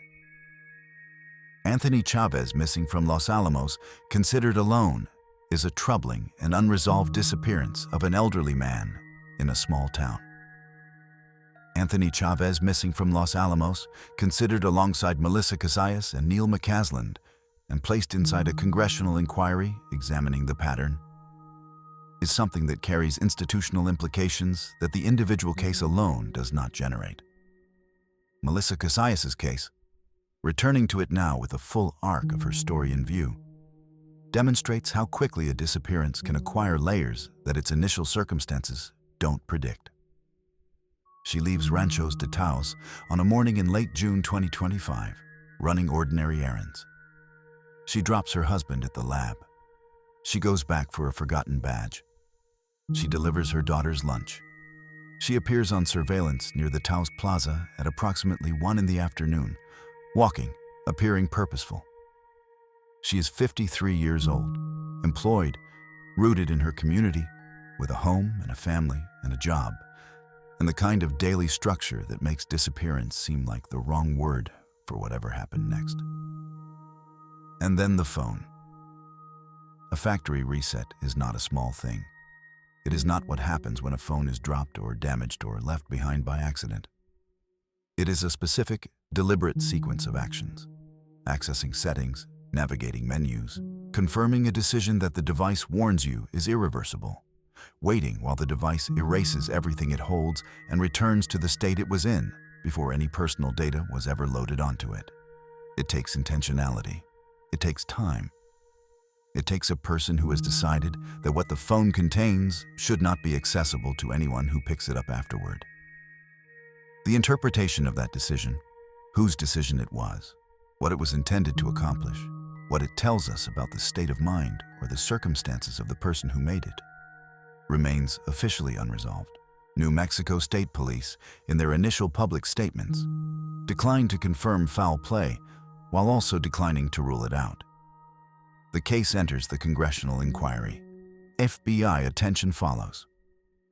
The terrain around Taos, the high forest of the Carson National Forest, the ridge country above Ranchos de Taos, is searched repeatedly.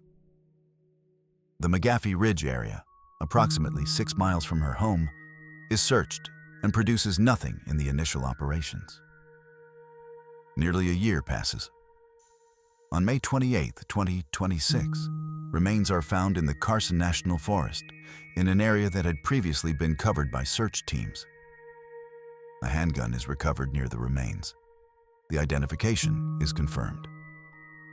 The cause and manner of death are listed as under investigation at the time this account is compiled, meaning that the official determination of what happened to Melissa Casillas, in the specific language that forensic and legal processes use to close that question, has not been publicly released in a form that allows it to be stated here with confidence.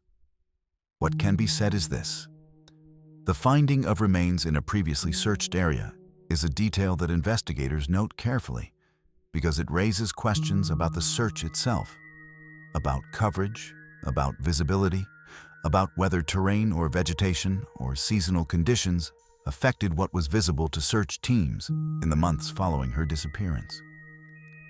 It does not necessarily imply that the remains were placed there after the initial search, though that possibility exists. It may simply reflect the limits of search operations in dense forest terrain under the conditions of a specific season. Both interpretations are possible. Neither is confirmed. The wiped phone sits in this account as the detail that resists every simple explanation that the discovery of remains might otherwise provide. If the phone was wiped by Melissa herself in preparation for a deliberate departure from her life, then the finding of remains and a handgun in the forest has one interpretive frame. If the phone was wiped by someone else for reasons that had nothing to do with her own intentions, then the same finding has an entirely different frame. The phone is a fact. The frame around it is still being determined by people with access to information that is not available publicly. And then Neil McCasland, the retired Major General in the quiet Northeast Heights neighborhood, the Sandias watching from the east, the family publicly debunking theories that the internet has already assembled and distributed and repeated until they have taken on the weight of assumed truth. His case is, in some ways, the most difficult of the three to discuss with precision, because the specific details of his disappearance, the last confirmed sighting, the circumstances of when and how he was reported missing, what if anything was left behind at his home, are not documented in available public reporting with the granularity that allows confident reconstruction. What is documented is the fact of his disappearance, his rank and professional background, the family's response to the speculation that surrounded it, and his inclusion in the same federal inquiry that captured Casillas and Chavez. Here's what doesn't make sense about the public narrative that forms around his case. The internet's version of Neil McCasland's disappearance is almost entirely a function of what he was, not of what is actually known about what happened to him. His rank, his aerospace research connections, his reported interest in UAP communities. These are the elements that the online conversation seizes on and builds into elaborate frameworks of explanation. The frameworks feel satisfying because they are coherent and because they connect things that share surface features: military access, classified knowledge, New Mexico geography, unexplained phenomena. His wife's public pushback against those frameworks is worth taking seriously. Not because families always have accurate insight into what happened to a missing loved one, but because she is the person closest to the actual facts of his daily life and his disappearance. And she is directing her energy in the middle of her own grief toward correcting a narrative she believes is wrong. That is a specific and costly choice. It deserves more weight than the internet typically gives it. New Mexico State Police report no evidence of foul play. The investigation continues. Neil McCaslin remains missing.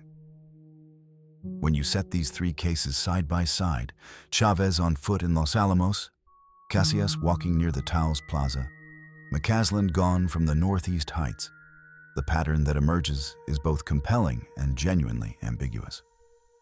Compelling because the shared institutional thread of Los Alamos is real, not invented, not a connection drawn across cases that have nothing in common. Ambiguous because proximity to an institution does not establish causation, because correlation is not connection. And because the official investigations have not confirmed that these cases are related in any meaningful sense beyond the geography and employment histories they share. The congressional inquiry is real. The FBI review is real. The absence of confirmed findings linking the cases is also real. All of these things are simultaneously true. And sitting with that simultaneity, rather than resolving it prematurely into either conspiracy or coincidence, is the honest position this account can occupy. 3 people gone from the high desert corridor of northern New Mexico in a span of roughly 2 years. A laboratory that has been keeping secrets since 1942 sitting at the center of the geography. A federal investigation that has not yet produced public answers. The mesa watches. The forest holds what it holds. The sandias rise pink at sunset over a neighborhood with a missing name in it. What connects all 10 cases in this file, Tara Calico and Gurley Chu Hassenkoft and Kate Arquette and Randy Bilyeu and Paris Wallace and the 1935 tourists and Melissa Casillas and Neil McCaslin and Anthony Chavez and the 11 women of the West Mesa, is not a single explanation or a single geography or a single type of failure. It is something simpler and harder to name. It is the gap, the space between the last confirmed moment and the first confirmed answer. The place on the map where the line stops and the territory becomes unknown. New Mexico has a lot of that territory. There is a question that runs underneath every case in this file, surfacing differently in each one, but never fully disappearing. What does it mean for a person to be gone? Not dead necessarily, not murdered necessarily, not lost in the wilderness or taken by a river or swallowed by a desert or driven away in a stranger's car on a highway that offered no witnesses. Just gone. Present in one moment, on a surveillance camera, on a road, in a home, on a river, and then not present anywhere that anyone has been able to confirm. Removed from the verifiable record of a life without explanation, without a scene that tells the story of the removal, without a thread that investigators can pick up and follow to a conclusion. That specific quality of absence, the kind that leaves no legible scene, no readable geography of what happened, is what separates the most haunting cases in this file from ordinary tragedy. Ordinary tragedy is terrible, but it is traceable. A car crash produces a scene. A drowning produces a location.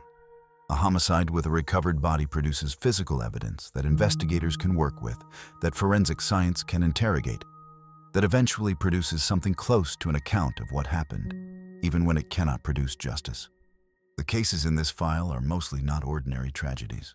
They are the other kind, the kind where the scene is absent, where the geography is silent, where the physical world offers no readable account of the transition from present to gone. And that silence is precisely what keeps them open across years and decades, precisely what makes them the kind of cases that end up in a file like this one, rather than in the closed records of a solved investigation. Return to the beginning of that silence. Return to Valencia County, 1988. Tara Calico's case has been open for 36 years.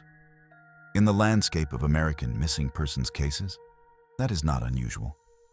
There are cases that have been open longer, cases with less evidence, cases where even the basic facts of the last sighting are disputed. What is unusual about Tara's case is the combination of factors that should have made it easier to resolve than it has been. A public road in daylight, a specific last sighting with witnesses, a documented prior concern about surveillance of her route, a subsequent photograph with physical characteristics consistent with her appearance. And yet, across 36 years of active investigation and sustained public attention, not a single one of those factors has closed the gap.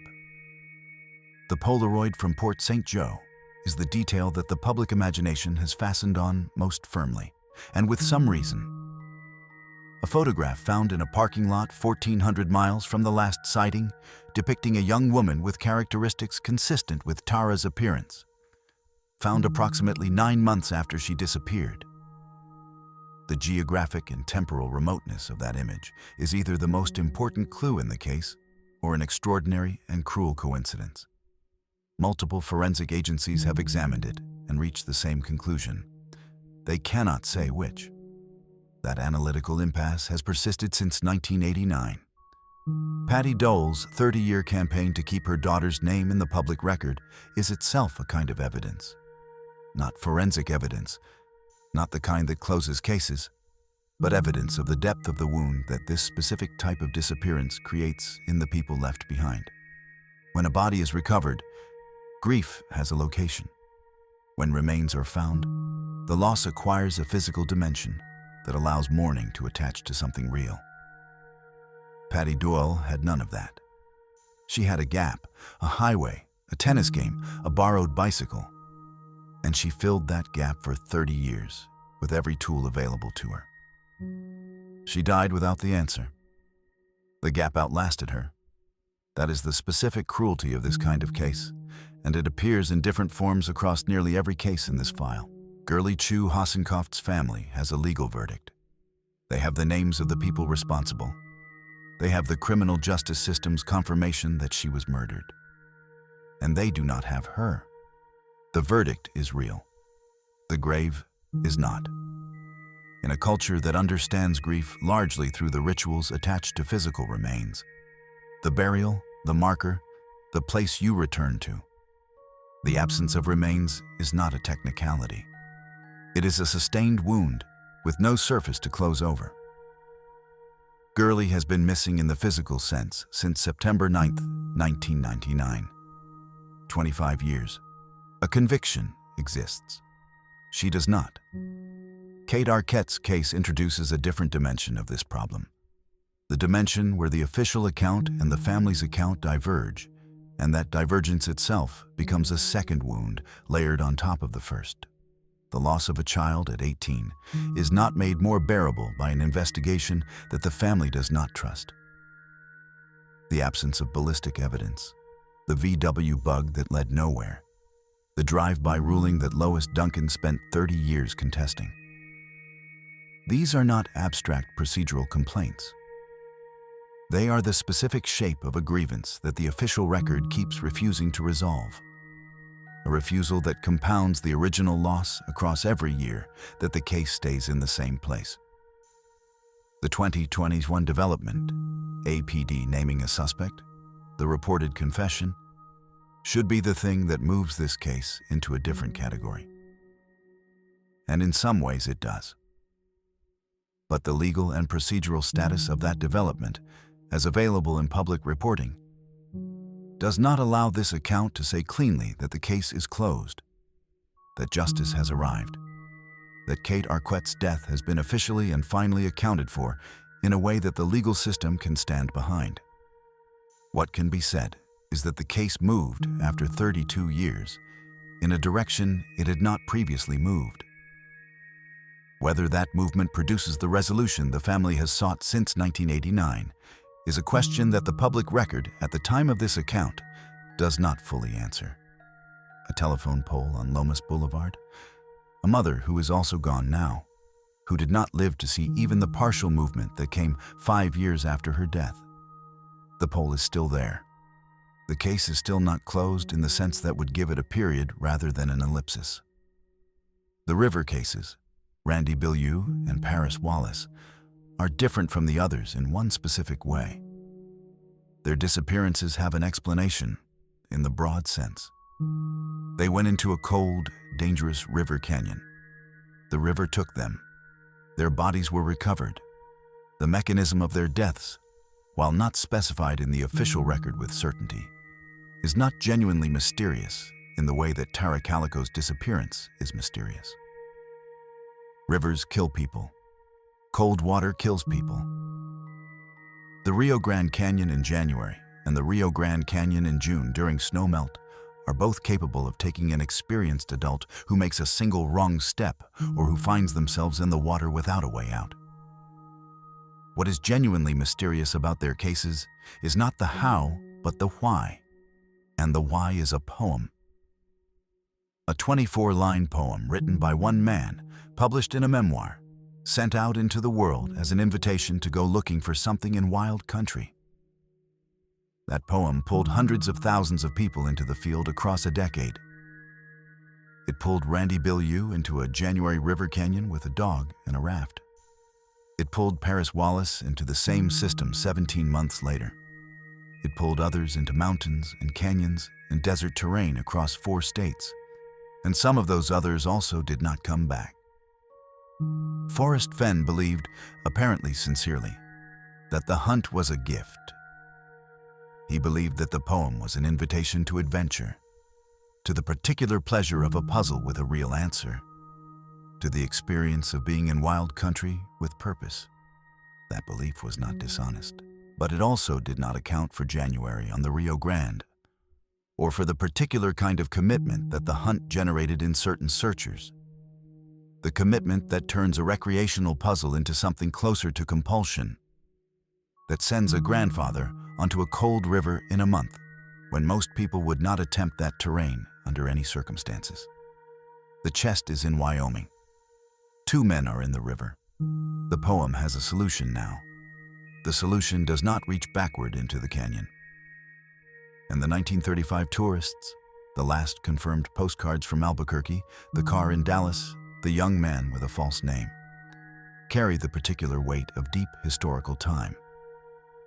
Nearly 90 years, an entire human lifetime since the Lorius and Heberer families stopped receiving word from 2 couples on a driving tour of the West. 3 generations have been born and lived full lives in the time since May 22nd, 1935. And in all of that time, no one has found the 4 tourists. No one has confirmed what happened on or near that highway corridor. No one has attached a real name to the face of the young man who drove away in George Lorius's car. The Depression-era Southwest was not lawless. Governor Tingley's personal direction of the investigation demonstrates that the state took the disappearances seriously and brought real resources to bear on finding answers. The largest manhunt in New Mexico history, by that account, produced nothing that resolved the case. The terrain absorbed the evidence, or the perpetrator disposed of it with sufficient thoroughness that 90 years of subsequent development and investigation have not uncovered it. Either explanation is possible. Neither is confirmed. What is confirmed is the postcard. May 22nd, 1935. Cheerful, forward-looking. Describing a route through a landscape that the writers found beautiful and vast and full of the particular American promise of more road ahead, more country to move through, more horizon waiting on the other side of wherever they were. The postcard made it back to Illinois. The people who sent it did not. Here is what the accumulated weight of these 10 cases produces when you hold them together rather than examining them separately. A specific understanding of what New Mexico is, geographically and historically and institutionally, as a place where people go missing. It is not that New Mexico is uniquely dangerous. It is not that the land here is more hostile or the people more violent or the institutions more corrupt than in comparable places. It is something more structural than that. New Mexico is a state with vast distances and sparse populations in significant portions of its territory, with terrain that ranges from navigable to genuinely unforgiving within relatively short distances, with a history that includes both the oldest human settlement in North America and some of the most classified national security work in the country's modern history. It is a place where the gap between what is known and what is not known has always been wide, geographically, historically, institutionally. That gap is where these cases live. Every single one of them. Tara Calico's Gap is the space on Highway 47 between the 11:45 sighting and the empty road her mother drove at 12:30. The West Mesa Gap is the 8 years between the first disappearances and the morning a dog found a bone. The 1935 Gap is the space between Albuquerque and Vaughn that swallowed 4 people and offered no account of itself. The Sandias rise pink at sunset. The Rio Grande runs south through basalt. The Carson National Forest holds its elevation above the high desert. The West Mesa stretches flat and scrubby at the city's edge. The map is still being drawn. There is a specific thing that happens when you spend extended time inside a collection of cases like this one. The individual details begin to blur at the edges. Not because they lose their importance, but because the accumulated weight of them starts to produce something beyond the sum of its parts. You stop seeing 10 separate cases and start seeing a single, larger pattern. A pattern that has to do not just with New Mexico or with the specific people who went missing here, but with the fundamental question of how disappearances happen and why some of them stay disappeared. That pattern has several components, and it is worth naming them carefully before this account closes.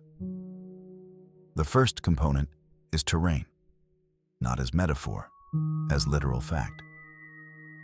New Mexico contains some of the most geographically varied and in places genuinely unforgiving terrain in the continental United States. The Rio Grande Gorge cuts through the high desert north of Taos in a slot of basalt that drops several hundred feet from the plateau surface to the river below. The Carson National Forest covers millions of acres of high-elevation mountain terrain above 8,000 feet. Terrain where visibility closes quickly in tree cover and where seasonal conditions can change within hours. The highway corridor between Albuquerque and Vaughn crosses 60 miles of high plains where a person or a vehicle or evidence of a crime can disappear into landscape that offers no natural features to catch and hold it. The West Mesa is open desert on a city's margin, not wilderness, but not watched, not traversed daily by people who would notice something that didn't belong. Each of these terrains appears in this case file as an active element of the disappearances that happened within it. Randy Bilyeu went into the Rio Grande Canyon in January, and the canyon held him for 5.5 months. The 1935 tourists went into the Albuquerque to Vaughn corridor, and the corridor gave up nothing. Not a trace, not a fragment, not a confirmed location. Melissa Casillas walked toward the Carson National Forest in June and was not found in that forest for nearly a year, despite searches that covered terrain, including the area where she was eventually found. The West Mesa held 11 women for years before a single bone surfaced. The terrain is not malevolent. It does not select victims or make decisions. But it is participant in the sense that geography shapes what is findable and what is not, what persists as evidence and what disappears, what searchers can access and what remains beyond the reach of the methods available to them.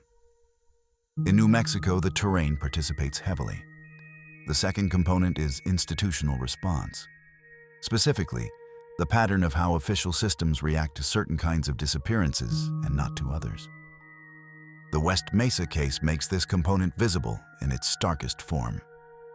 Women going missing from the margins of Albuquerque between 2001 and 2005 do not generate the kind of coordinated investigative response that might have connected their cases and identified a pattern while intervention was still possible.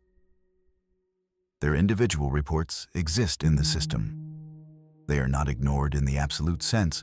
They are filed, noted, assigned. But they are not connected. They are not assembled into a pattern. The coordination that might have changed the outcome, that might have put resources into the West Mesa terrain while there was still something to prevent rather than only to excavate, does not happen until a dog finds a bone 4 years after the last disappearances in the cluster. That failure is not unique to Albuquerque or to New Mexico.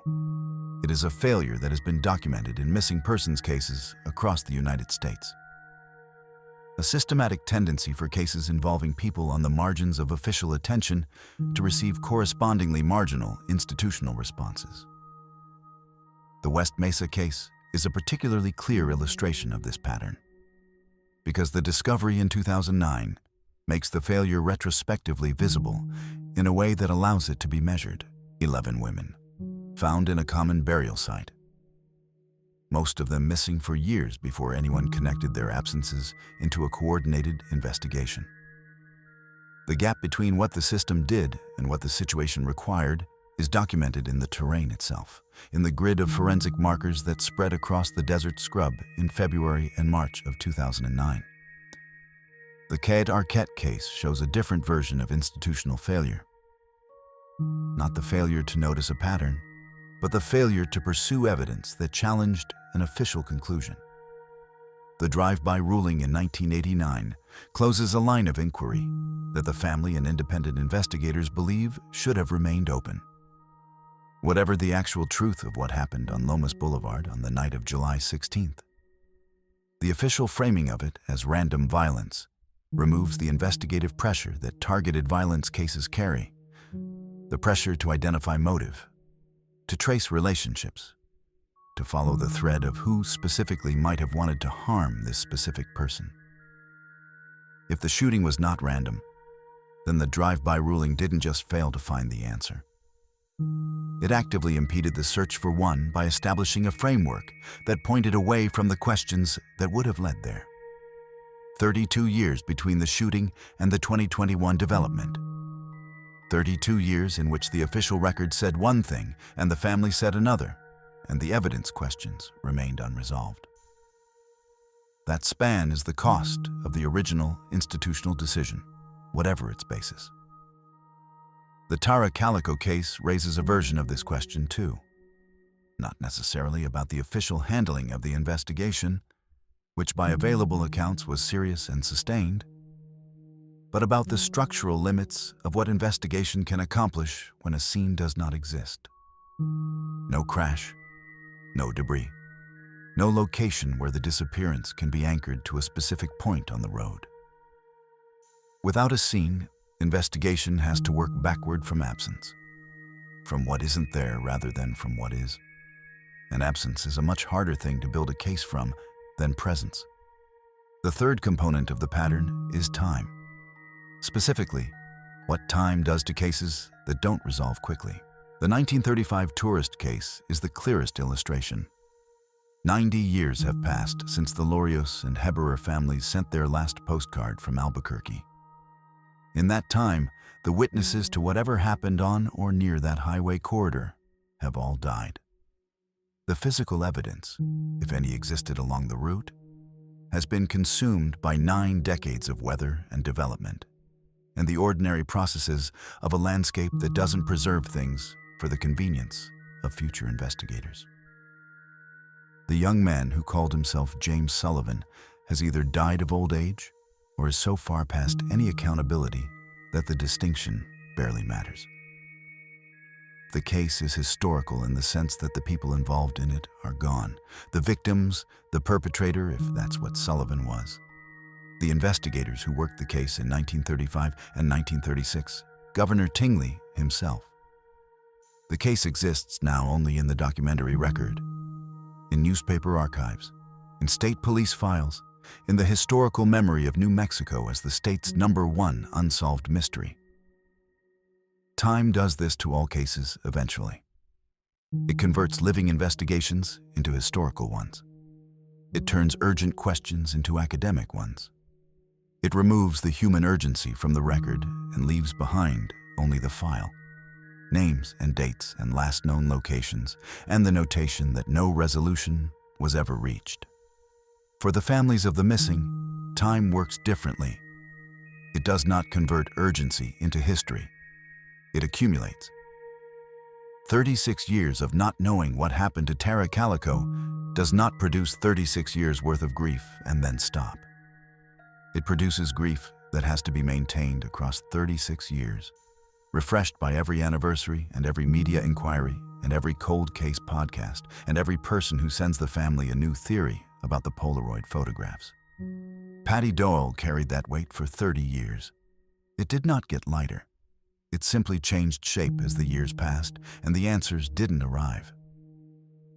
The families of the West Mesa victims carry a version of this weight that is different again. They have physical confirmation, remains, identification, forensic certainty about the fact of death. What they don't have is the legal accounting that would give the confirmation meaning beyond the biological. A name without a grave is one kind of loss. A grave without a named perpetrator is another. Neither is complete. Neither allows the grief to find its natural resolution in something that feels like justice. The fourth component is the specifically New Mexican quality of these disappearances. The thing that makes this collection feel like it belongs to this place, rather than to a generic landscape of American missing persons cases. That quality is difficult to name precisely, but it has something to do with the combination of vast space, deep historical time, and institutional complexity that New Mexico embodies in a particular concentration. This is a state that contains the oldest continuously inhabited settlement in North America, alongside one of the most classified national security facilities in the modern world.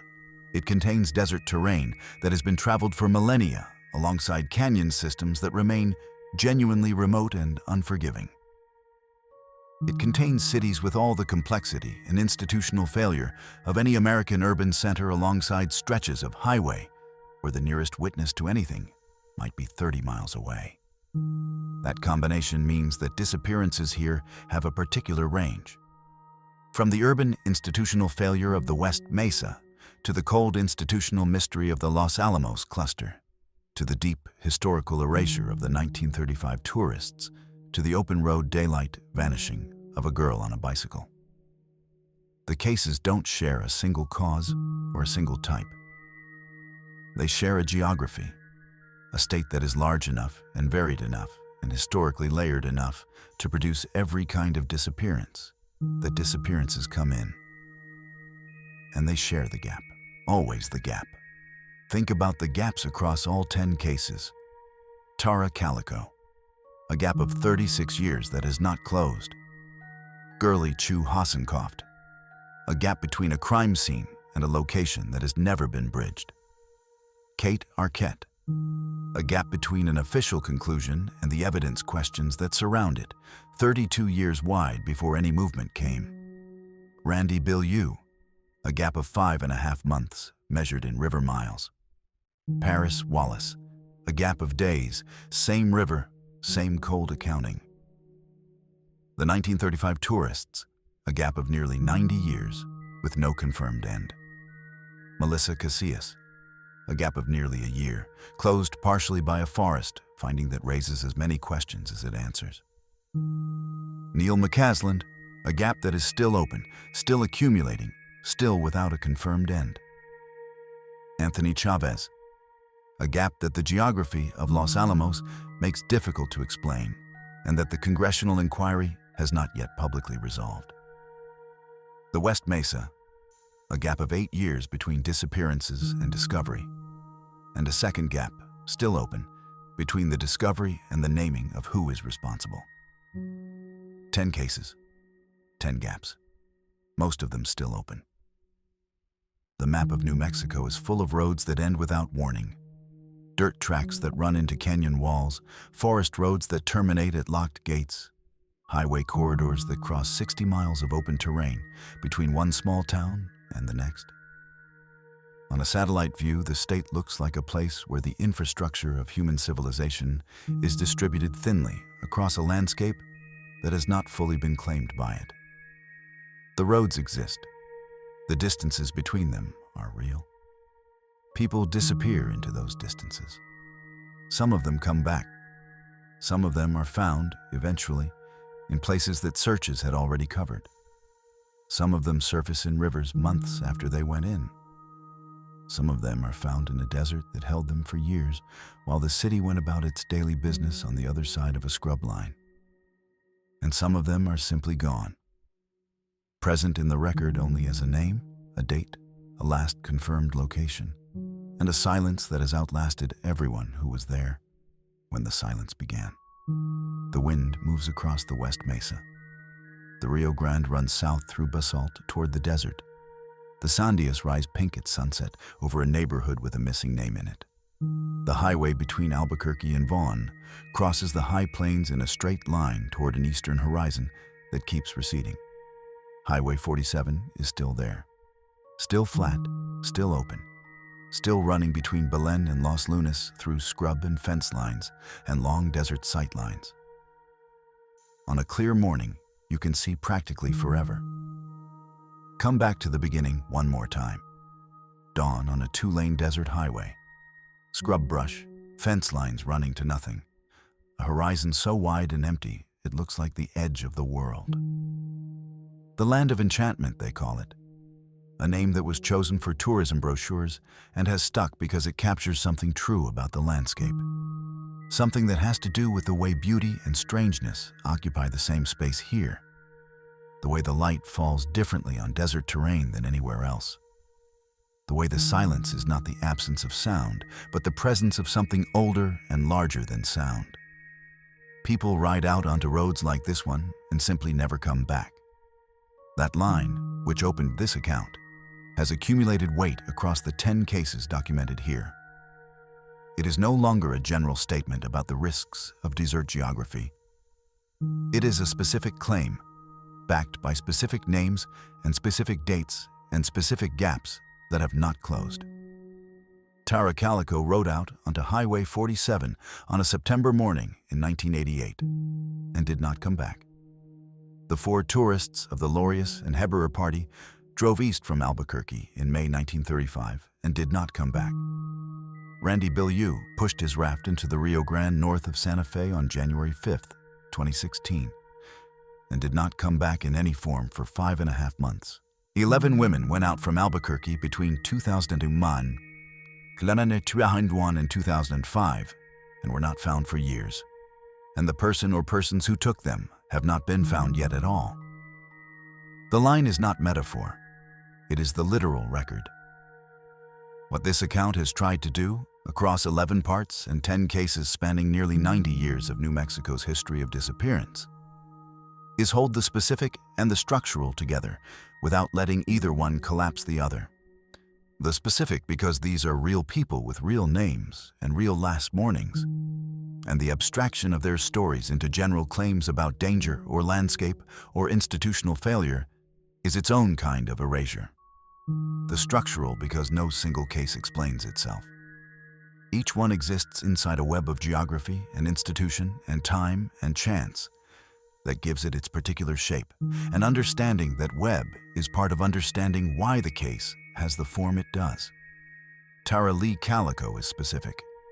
She is 19 years old and freckled and green-eyed and riding her mother's neon pink Huffy because her own bicycle has a flat tire.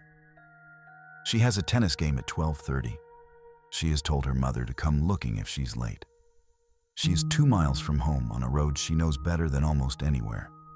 And she is gone in broad daylight with no scene and no bicycle and no confirmed explanation in 36 years of open investigation. That specificity is the thing that makes her case disturbing in the way that disturbing actually means something. Not the abstracted danger of desert highways, but the particular, irreducible fact of this person, on this road, on this morning, vanishing into a silence that has outlasted her mother and her youth and the decade she disappeared from. Girlie Chu Hassenkoft is specific. She is 36 years old and working at a bank and afraid of her estranged husband and doing everything the system asks a person in her situation to do. She has told an FBI agent she is afraid. She has a restraining order, and she vanishes anyway, from an apartment that smells like bleach and shows luminol evidence of violence, into a permanent physical absence that 2 criminal convictions have not been able to locate or return to her family. Kate Arquette is specific.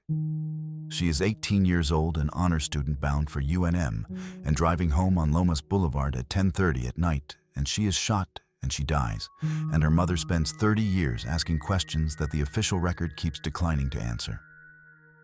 The telephone pole at Lomas and Arno is specific. The VW bug is specific. The missing ballistic evidence is specific. The 32-year gap between the shooting and the 2021 development is specific. And the cost of that gap is measured in a mother's life spent pushing a case forward that should not have required a mother's entire life to move. Randy Bilyeu is specific. He is 54 years old, and he has a little white dog named Leo, and he has a sandwich and a raft and a theory about a 24-line poem, and he pushes out into a January river and does not come back. And Leo is found on the drifting raft in the cold canyon, waiting the way dogs wait, without understanding why the person they were waiting for was not coming back to get them. Paris Wallace is specific. He is a pastor and a husband and a father, and he follows the same poem into the same river system 17 months later, and the river takes him too. And the poem turns out to point to Wyoming, and neither man is in Wyoming. The 1935 tourists are specific. They are two middle-aged couples on a road trip. They mail cheerful postcards from Albuquerque. They describe the route ahead. The postcards arrive in Illinois. The couples do not. A young man with a false name stands in Dallas with their car and then dissolves back into a historical anonymity so complete that nearly 90 years of subsequent investigation have not produced his real name. Melissa Casillas is specific. She is 53 years old, and she works at Los Alamos National Laboratory. And she goes back for a forgotten badge and delivers her daughter's lunch and walks near the Taos Plaza at 1 in the afternoon. And then she is gone, and her phone has been wiped clean. And the Carson National Forest keeps her for nearly a year before yielding her back in a previously searched area with a handgun nearby and a cause of death still under official investigation. Neil McCasland is specific. He is a retired two-star general with a career built inside some of the most classified corners of American aerospace research. And he goes missing from a quiet neighborhood in the northeast heights of Albuquerque, and his wife publicly refutes the theories the internet builds around his name while he is still missing, and the Sandias watch from the east the way they always watch, indifferent to the drama of human absence. Anthony Chavez is specific. He is 78 years old, and he leaves his home in Los Alamos on foot and the compact mesa-top geography of that specific town. A town that was built to contain secrets, that was designed around the principle of knowing only what you need to know. Offers no confirmation of where he went or what happened to him after the door closed behind him. The 11 women of the West Mesa are specific. Each of them has a name. Each of them has a last known location and a date when they stopped appearing in the record of their own lives, and a family member who noticed the absence and reported it and waited for something to come back. They are not a collective. They are 11 individuals whose cases were treated as separate until the desert made the connection that the investigation had not made. Until a bone on a February morning in 2009 forced the pattern into visibility that 8 years of individual case management had not produced.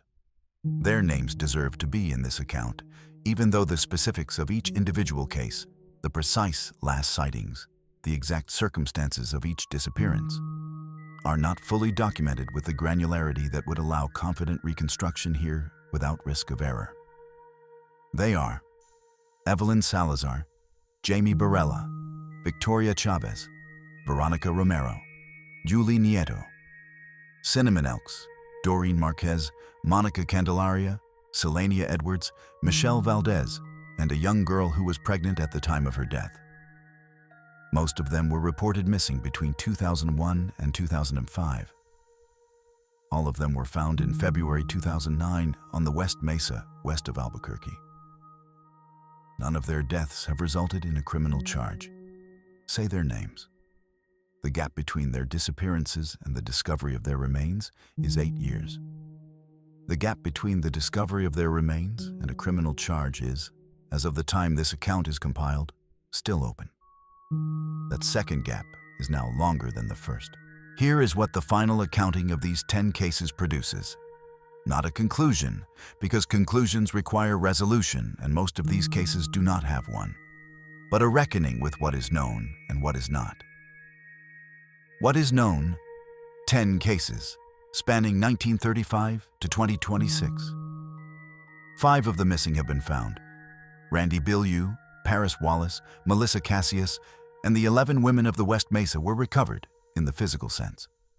5 remain missing in the physical sense. Tara Calico, Gurley Chu Hassenkoft, the 4 1935 tourists, Neil McCasland and Anthony Chavez, have not been located. Of the cases with confirmed deaths, only the West Mesa and Gurley Chu Hassenkoft cases have produced criminal accountability. And in the West Mesa case, that accountability has not arrived at all. In the Hassenkoft case, accountability exists in the legal record, but not in the physical world, because no remains have been found. What is not known? Where Tara Calico is, whether the Polaroid from Port St. Joe depicts her or someone else. What happened on Highway 47 between 11:45 and noon on September 20th, 1988. Where the 4 1935 tourists are, who James Sullivan actually was.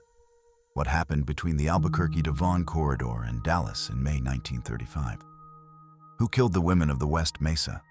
Why Neil McCasland is missing from his Northeast Heights home. What happened to Anthony Chavez after he walked out of his front door in Los Alamos.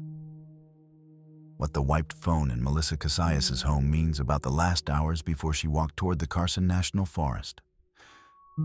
Whether the cluster of Los Alamos connected disappearances reflects a pattern with a cause or a coincidence with a geography. What is not known is longer than what is known. That ratio is the honest measure of where these cases stand. The map of New Mexico is still there. You can pull it up right now, satellite view, standard view, terrain view, and trace the routes that appear in this account. Highway 47, running flat between Belen and Los Lunas. The Rio Grande Gorge, cutting north of Taos in a line of shadow visible from above. The highway corridor east of Albuquerque toward Vaughan, crossing open high plains. The West Mesa, a pale stretch at the city's western edge. The mesa top of Los Alamos, sitting above its canyon walls. The Carson National Forest, spreading green and dense across the mountains above Taos. Every location is there. Every terrain is mappable. The distances are real, and the geography is specific, and the routes are traceable from the comfort of wherever you are reading this. And at specific points on that map.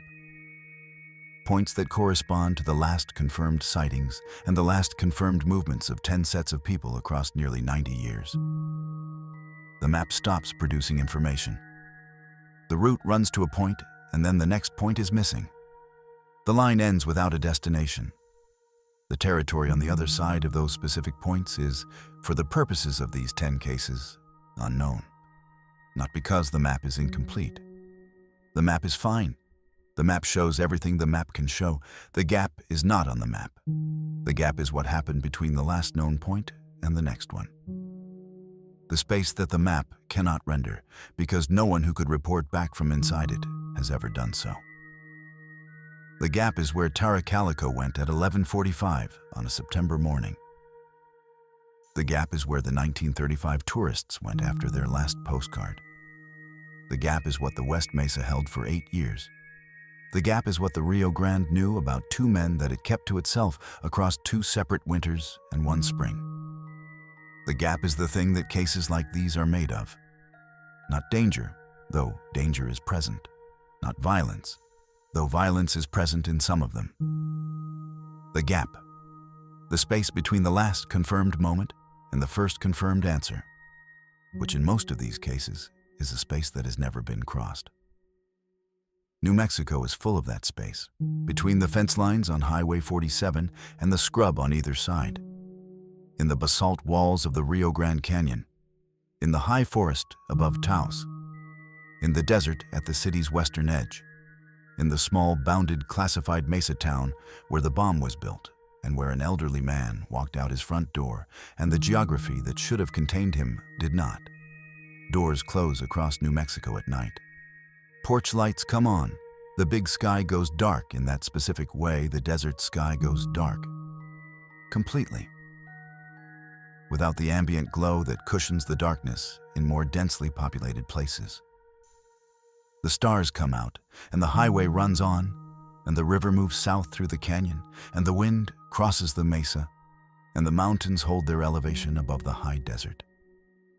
And the map sits there, patient, with its dots and its lines and its roads that end where the information runs out. 10 names, 10 last known locations, 10 times the line on the map stopped mid-route and did not continue. The map is full of dots, and not all of them connect. If these cases stayed with you, and I think they will, subscribe, and we'll keep going.